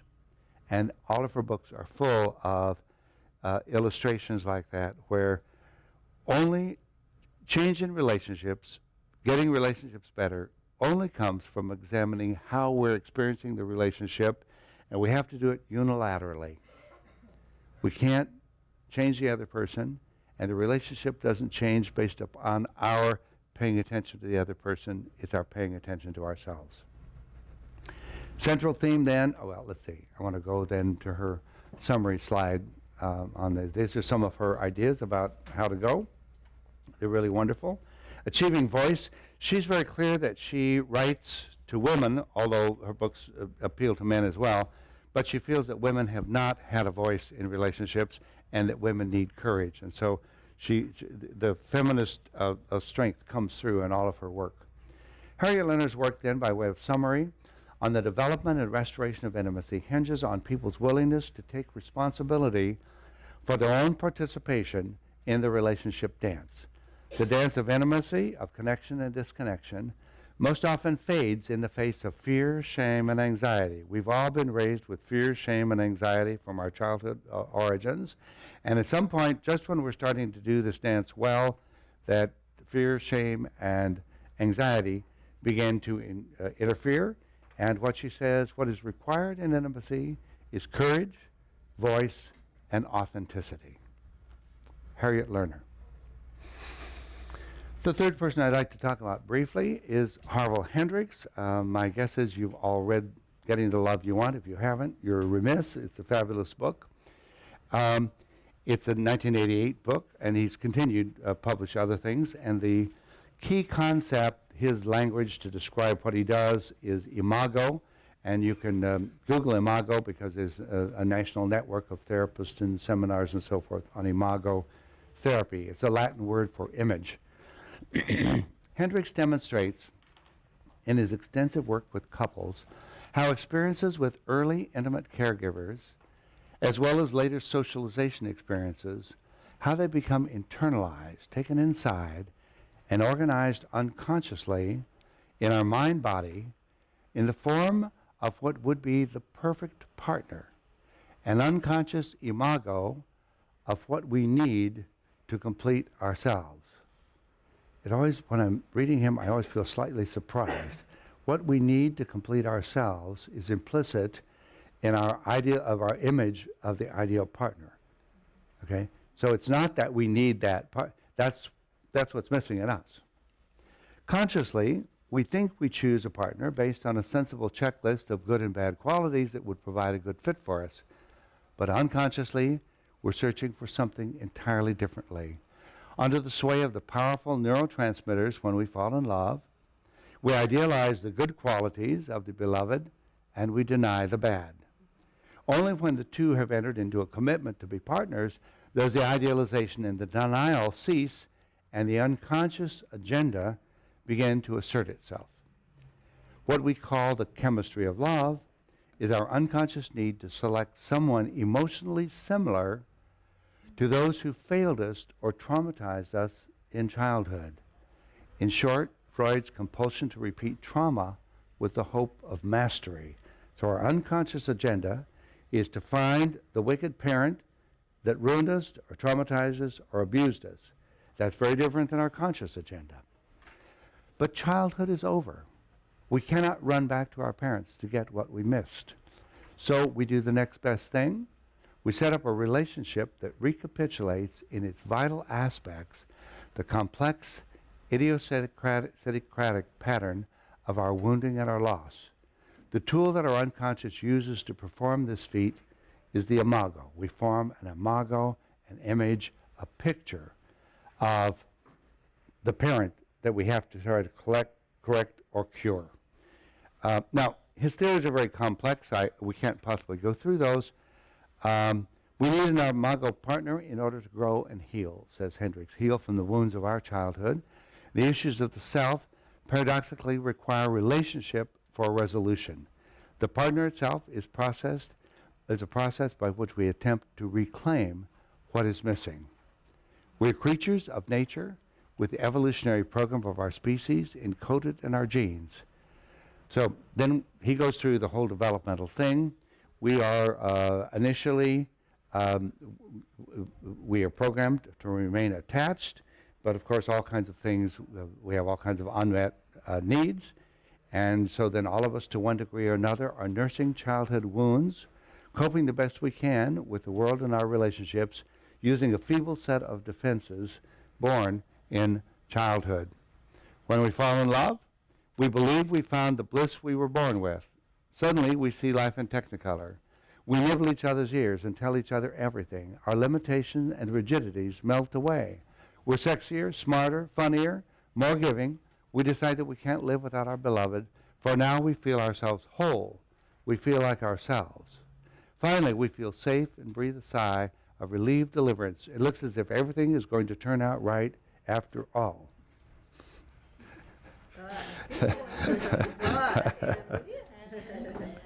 But inevitably, often when we marry or move in together, things just start to go wrong.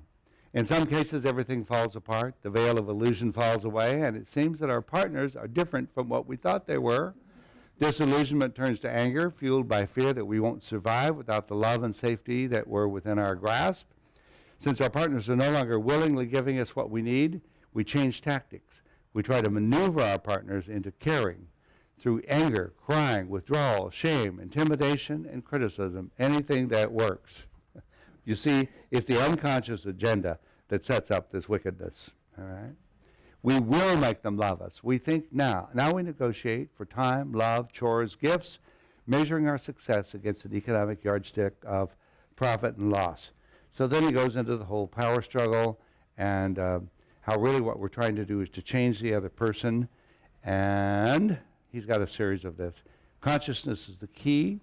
Conscious marriage is not for the faint-hearted. It requires reclaiming the lost, repressed parts of ourselves, which we were told as children were dangerous to have and which we unconsciously hate ourselves for having, and we've chosen and projected those into our partner. In a conscious marriage, we change to give our partners what they need, no matter how difficult it is, no matter how much it goes against the grain of our personality and temperament. Pay close attention. We stretch to become the person our partners need us to be to heal. This is not easy, but it works. There's a trick here. You're already with your dream partner, but at the moment, he or she is in disguise and like you in pain. A conscious marriage itself is the therapy you need to restore your sense of aliveness. And he has a series of ways that one can do this, the conscious thing. But, the paradox is, when we give our partner what he or she needs in order to heal his or her wounds, we have to call upon the parts of ourselves that have been suppressed.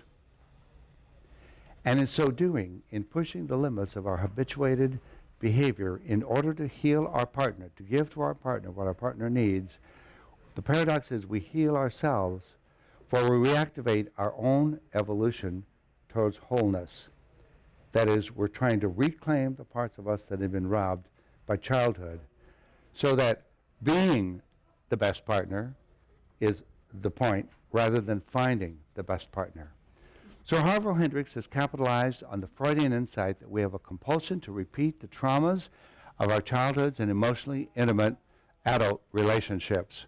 Further, Hendricks has capitalized on a widely held truth of marriage counselors that we locate not only the hated parts of our parents in our intimate partners, but the split off, dissociated, unwanted parts of ourselves we project into our partners. But his crucial insights revolve around how we come to suppress the unwanted parts of parents and self, and later project these on the unconscious parts onto our intimate relationship. Hendricks' solution is bringing the suppressed parts into the light of consciousness, a feat he believes is only possible in a committed, intimate relationship. His reasoning and his method are radical. We must commit ourselves to being the best possible partner, to being there for the other in ways his or her parents of childhood never could be. Paradoxically, in struggling to be there in full conscious emotional responsiveness with our partner, we not only cure the childhood wounds of our relating partner, but we cure our own childhood wounds in the process. If you didn't quite follow the trick of hand, come back and read it later. It's very carefully stated. It's a brilliant insight. And it also changes the goal. It changes the goal to be, I want to be the best possible partner I can possibly be. Because I know, so long as I'm focused on that, things are going to happen inside of me that are going to change me. Okay. The fourth person I want to talk about briefly is couples therapist David Schnarch. He's clearly formulated how intimacy produces emotional growth, and how emotional growth leads to a differentiated, intimate relationships. Differentiated is going to be a key word for Schnarch. More than telling us simply that rewarding, intimate relationships require work, Schnarch specifies what kind of work is required of us and why. Schnarch explains that none of us, men or women, truly wants the upheaval and pain or the self-confrontation necessarily involved in a committed, intimate relationship. This comes through with a number of different people, but Schnarch has said it more clearly. In order to have an intimate relationship, we're going to have to go through a lot of pain, a lot of difficulty, and none of us wants it. You know, we want a dream relationship. We want a fantasy, but what it takes is going to be a disorganization of the self, a realignment of internally, a new sense of differentiation. He explains why we have to come into seemingly irresolvable conflict with our partners before we become willing to undertake the disruptive process of transforming ourselves. Each of these four and many other couples therapists, they all agree that it's not until the relationship has fallen into some sort of serious trouble that the true work of loving and creating intimacy can finally occur. That, we have the sense that the relationship is good and then it slowly goes downhill and gets bad. These people are committed to the idea that that's the point at which two minds, bodies, and souls are bumping and that's the point at which relationship work can truly begin. The strong metaphor that Schnarch chooses is that of a crucible, a container in which alloys can be forged out of more basic metals. And differentiation is his key concept. He explains we're born into merged physical and psychological bonds with our caregiver. Within these intimate bonds, we have a oneness. The second and third year of life, we learn to separate. We learn to differentiate from the bonds with mother. And so from a oneness and merger to differentiation and separation, there is growth. And that this process is a lifelong process, and in an intimate connection, it's an essential process that we merge in order to grow, but then the growth continues only when we have the courage to differentiate.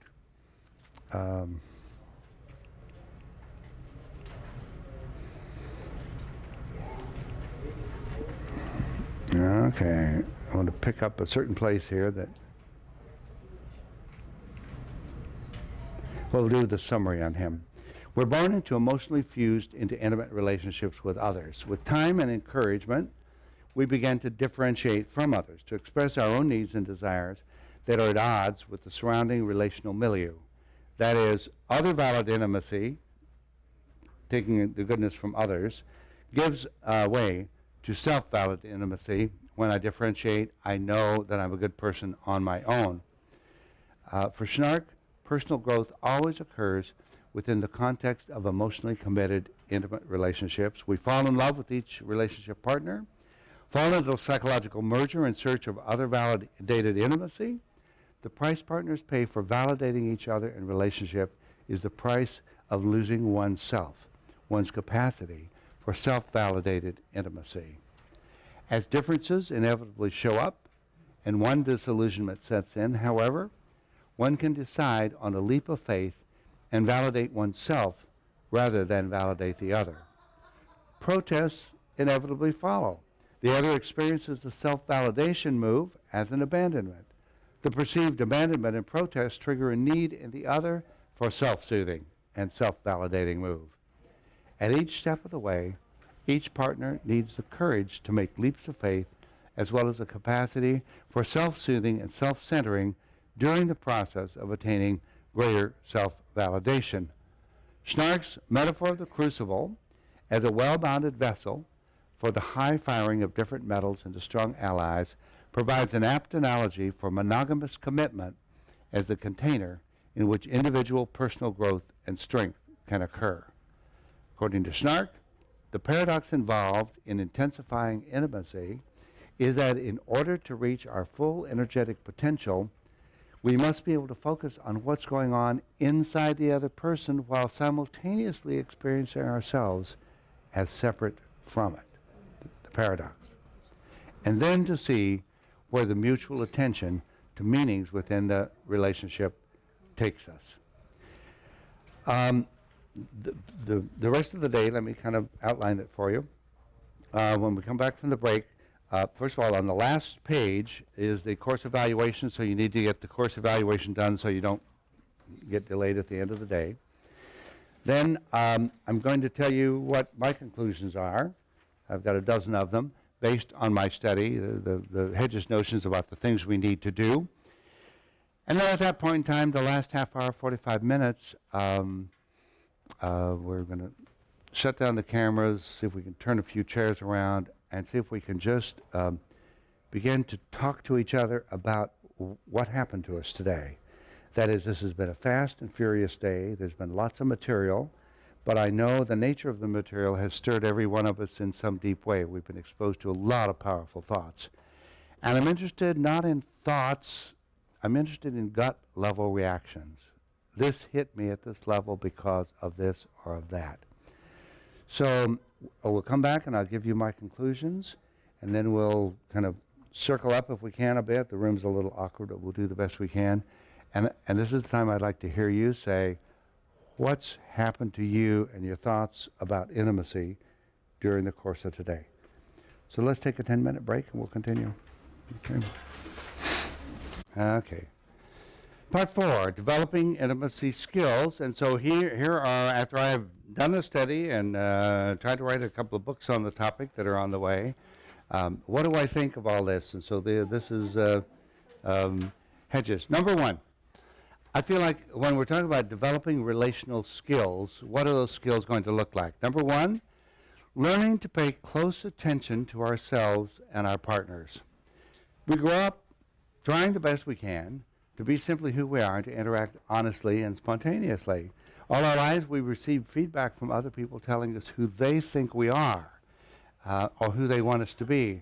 So the first intimacy skill, I believe, is learning to focus on the truthful details of ourselves as we participate in emotionally significant relationships. The rule of self-discovery is simple. Every time we've got any strong or significant reactions to someone we're in a relationship with, we need to assume that the strength of that reaction points to a reflexive emotional habit of our own. That is, when we're really struggling in a relationship or we're feeling intense about it, we need to realize that that intensity is coming from us, no matter whether our reaction seems appropriate or not, that our reaction should cause us to look at ourselves. We've got no power to change others, only the power to examine, and sometimes to change ourselves. If we want improved intimacy, we've got to cultivate in our relationship partners, with our relationship partners, the habit of noticing what's going on inside of ourselves, as well as we relate to each other on a daily basis. Then we've got to find ways of sharing what we're noticing inside of ourselves with each other. And this, as we've talked about earlier, is often a very difficult process. So we struggle to decenter ourselves from our own internal preoccupations in order to learn about the emotional patterns of the other person. Is this difficult work? Absolutely. Does it require time and effort? Yes, it does. Will the time and effort be worth it? You've got to be the judge. But if you want to try, you've got to begin by paying close attention to yourself in all of your emotionally significant relationships as non-defensively and non-judgmentally as possible. As therapists, we know this very well because one of the things that happens, we get a new client or a new couple that comes to us, and it takes quite a bit of time just training the person to pay attention to themselves and to tell us what's going on in their lives, or even what's going on in the hour. It's not a skill that comes naturally with our culture. Those of us in this room have cultivated that, but the average person has not. But in our intimate relationships, paying attention to what's going on in ourselves. The second skill, I think, is then examining our negative projections. We can only see the world through our own emotional lenses. So our lenses have been conditioned by the past, and we see the world in certain ways, and we fail to see it in other ways. So examining the way that we project our things onto the world. In the beginning of a relationship, of course, we rely on conventional things to, the things we have in common, conventions to get things through. But as relationship begins getting, partners get thicker, have we begin ready for the inevitable disillusionments? What will things look like when the going gets tough? So then at that point, we fast forward to what we call the negative phase of relating, or the negative projection phase of relating, to how things become after the illusions begin to diminish. So one way that's been put forward to think about it is to say that we grow up with sort of a good self and a bad self, and we grow up thinking about good others and bad others, and in the romantic illusion phase, we project, like a movie on a screen, our good sense of self and other, and it's really only later, when things begin to fail, that the negative sense begins to emerge. This is the expectable way our minds work. How many times have we heard someone, either a friend or a colleague or a client, come in, and they'll be able to tell about the early phase of the relationship, and then we'll hear about the disillusionment, and then there's a sense of this isn't the way things are supposed to be. See? And in a way, we know better than that. This is the way things are supposed to be. This is the way our minds work. We idealize, we bring forward the good and the bad projections, and then at some point, as the relationship becomes more solid, all of the negative projections begin to occur. It's the way our minds work. So at that point in time, that's when the relationship work can begin, when the negative projections are engaged. Then I began to see how out of touch with you are and when the negative things and how bad you can be at times. First, I don't notice that what I most dislike in you is, of course, what I most dislike in myself. Then, surprise, I began to experience you in the same ways I used to experience my parents. So negative projections are not simply sometimes events. They're the center of the way our minds work. And so I think in our own relationships and in the people that come to us, we are going to expect the phase of negative projections. And where do we go from there? We tend to project this emerging sense of badness from the past onto the partner and the present, and then like a movie, we begin to believe what we see out there is really not our projection. So people, when they're caught in the throes of mutual negative projections, become disillusioned and then begin to fear the relationship is falling apart. And at that point, the attachment sense begins to get in trouble. So added to the already complex situation, we're adding anxiety and despair. But couples therapists know that this is the point in relationships where new and creative forms of intimacy can be developed. So at that point, we have fresh possibilities for transformation and growth. So in the second intimacy skill, partners began focusing on themselves in order to understand mutually interpenetrating emotional processes of negative projections.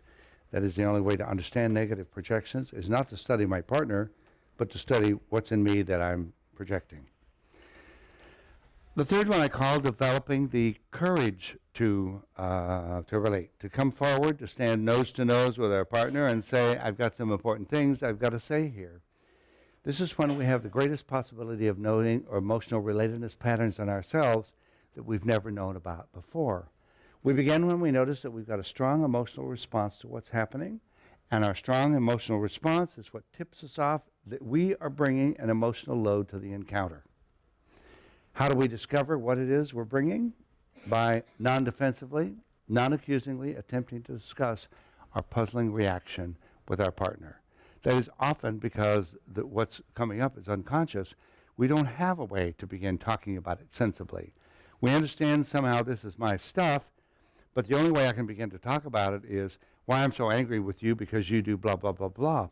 But that can be brought up in a context where those feelings and the sense of accusation is not being acted out as though real, but is being brought up as, I don't know where this reaction is coming from, I don't know what it's about. Can I lay it out on the table, and rather than you're responding defensively as though I'm accusing you, can we talk about it? So it's the courage to actually put these things out on the table and to relate. Honestly looking at ourselves and our deep reactions to our relating partners always requires mustering our most courageous selves. I have a question. Yes. In the session, in the therapy session, Yes. would you verbalize the transference projections to the client? Would I talk about transference projections as this? Yes. Yeah. Yeah. Yes. And that would be a way of helping them gain insight into what they're doing in their relationship. Right. All right. Resisting the dullness of attachment. A common observation about partnering relationships is that the excitement dulls with time, but the problem can't simply be time. That makes no sense. So what's going on? Freud believed that marriage leads to attachment that gives rise to the incest taboo, so that the edge of sexual excitement dies. Freud's thinking was this: in our original families, sex was taboo, so that as our lover slowly enters the category family, it's only a matter of time before the conditioned taboo against having sex and other kinds of intimate contact with family members catches up with our partnership. This was Freud's original notion. Relational psychoanalyst Stephen Mitchell proposes something different. The sexual relationship, he says, relies on risk. Sexual excitement relies on risk, uncertainty, and creative spontaneity within the relationship. But as someone becomes more attached to our partner, as we become more attached, our dependency needs increase, making us more vulnerable to abandonment, so that our risk-taking in intimate relating declines, and with it the creative spontaneity, novelty, and uncertainty of exciting sexuality. Anthropologist Helen Fisher has amassed convincing evidence cross-culturally that we have this consistent four-year plot that we've talked about, and that it's driven by neurotransmitters. We're biologically driven, says Fisher, to mating, romance, attaching, child-rearing, and then philandering, divorce, and mating again. Each of these theoretical approaches to the problem of dullness setting in after a while outlines the grim patterns in terms of hope for a long-term relationship. So we've got these major ideas, but they don't sound very encouraging.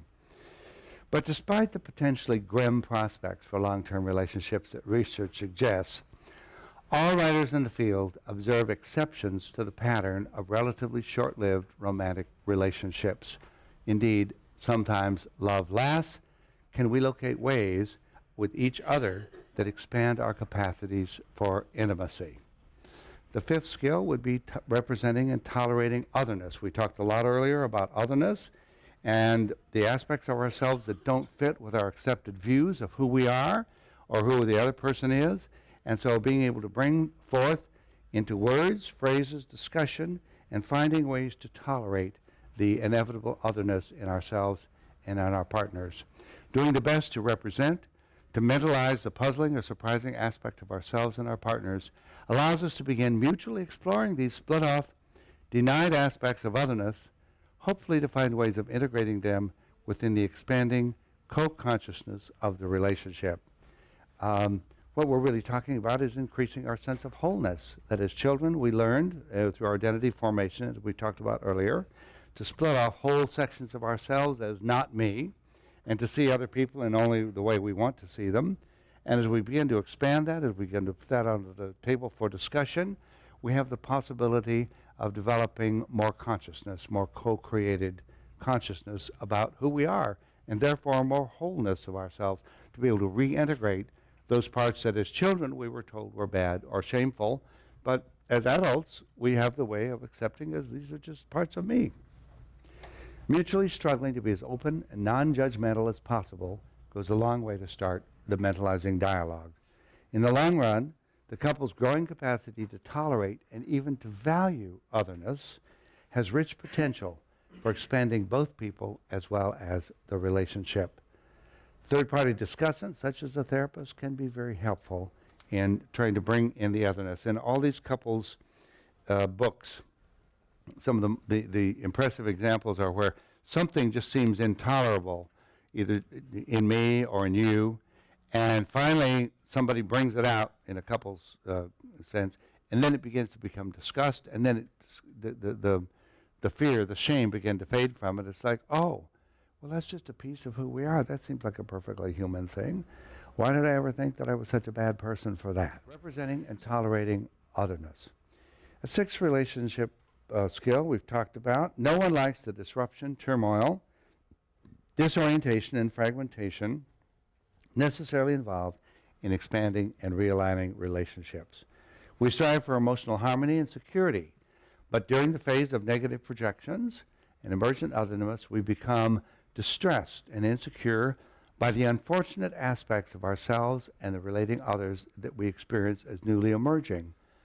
So we can cave in and lose ourselves, we can force our partner to capitulate, or we can allow the relationship to go stale or sour, but our tendency is to end up losing the very thing we were attempting to create in the first place, which is a lively, creative, always uncertain, and exciting relationship. So learning to sustain the tension of uncertainty and insecurity. The lesson, we cannot have a totally safe and secure relationship that's free from threat. So how do any two people learn to sustain the tension? It comes by working together. Again, a third party can often be helpful in helping each of the two sustain the tension of insecurity in the relationship. Nonviolent communication. There's a wonderful book by Marshall Rosenberg. Some of you may know it. It's on nonviolent communication. It's a bit of a tedious book to read, but he's got some wonderful ideas in it. He takes apart our language, our everyday language, and shows us how many things that just slide right off of our tongues without our even thinking it are really violent. They are not compassionate. They're insulting. Gee, I really like the way you did this today. The violence, I didn't like the way you fucking did it yesterday. You know, okay? So he goes through example after example. He's now working in international relations because he realizes that the way countries set up their international relation policies and so forth tend also to contain violent language. And so an effort here, I highly recommend the book. I'm not going to go into what his ideas are. They're a little too complex to try to cover briefly. But I would want to mention, as you're studying the way that you talk to each other, or as therapists, you begin to want to try to think about this, the way that people in your room talk to each other. There's a lot of violence in our language that's implicit that we never even think about.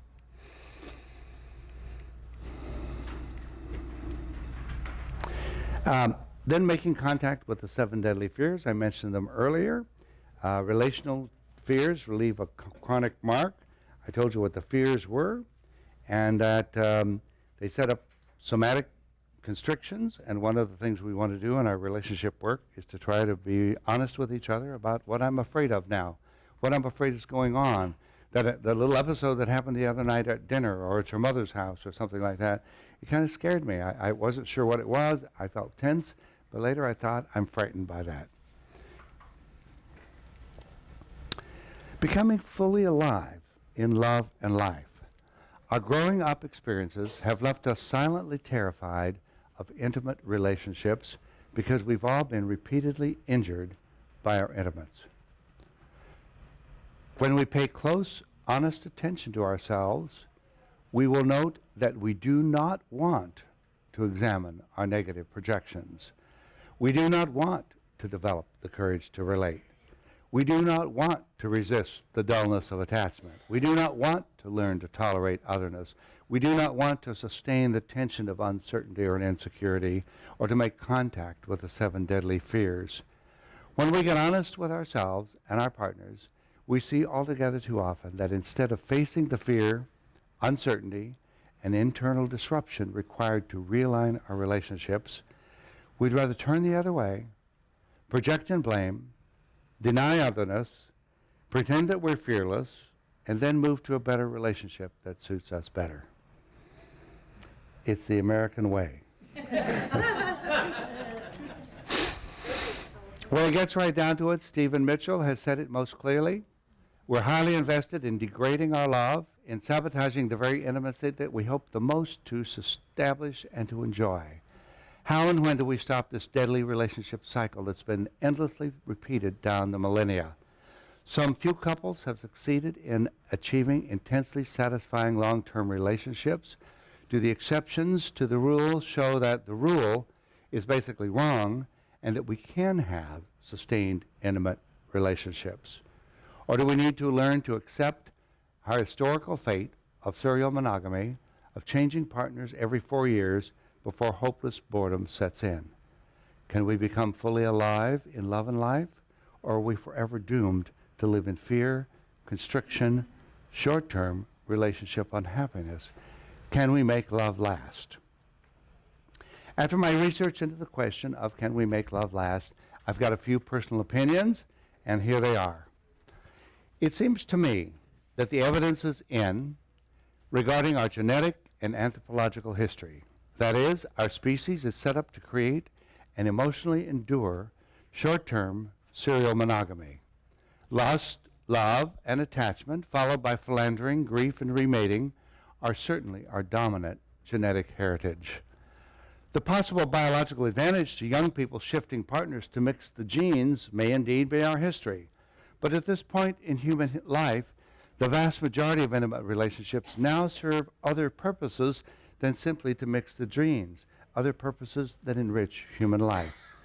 So will we not be able to develop new patterns to respond to our new purposes at this point in human history? If it's true, for example, that verbal skills may have evolved in our species so that we could more efficiently groom more individuals in the course of a day than the painstaking hand-grooming techniques engaged in by non-linguistic primates, then will our prefrontal cortex not also allow for more relational flexibility and complexity so they won't keep losing valuable lifetime and energy forever shifting from one mate to another?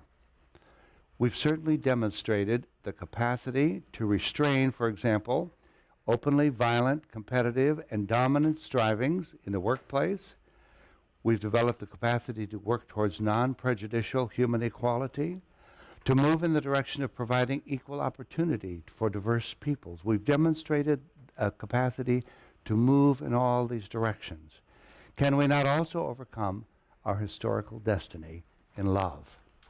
Our history also demonstrates that we're a highly creative and adaptive species.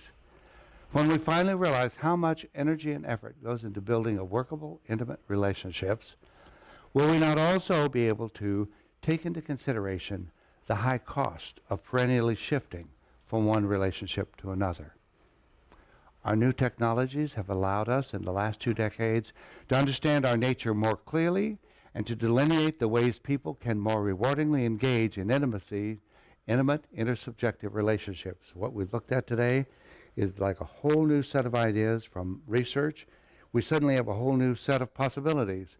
Will not the advances that we've looked at today in neuroscience, anthropology, infant research, relational psychology, also be able to point us towards new, more fruitful directions for establishing intimate relationships? On the one hand, it seems to me that it behooves us to learn to accept our heritage of short-term relationships seriously, so that we can pass through them as rewardingly and efficiently as possible when need be. That is, if a relationship seems short-lived or we have a 4-year intimacy cycle, to be able to move in and to live through it. But on the other hand, since longer-term relationships are clearly possible and desirable at least some of the time, it seems worthwhile to continue working on what kinds of commitments are required, what kinds of rewards are offered in long-term intersubjective relationships, and then come to understand how to move in the direction of sustaining committed relationships and when circumstances in fact permit it.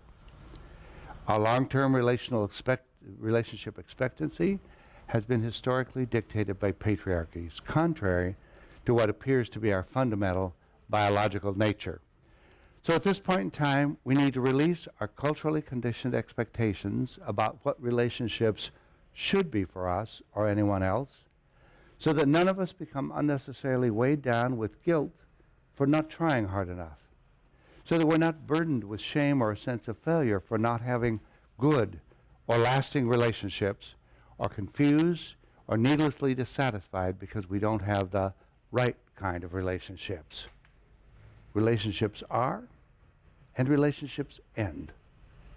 My questions are, how flexible can each of us learn to be so that we're able to experience freely the excitement of lust, the satisfaction of love, the security of attachment, and the injury of rejection and abandonment, and the grief of parting? How flexible can we be to pass through those experiences? They're all human experiences. How free can we become of the weight of shame, guilt, and failure because we haven't met our own or someone else's relational expectations? What kind of relationships can we realistically look for and commit ourselves to? I believe these are the relationship challenges today. You guys have been great. Thank you very much.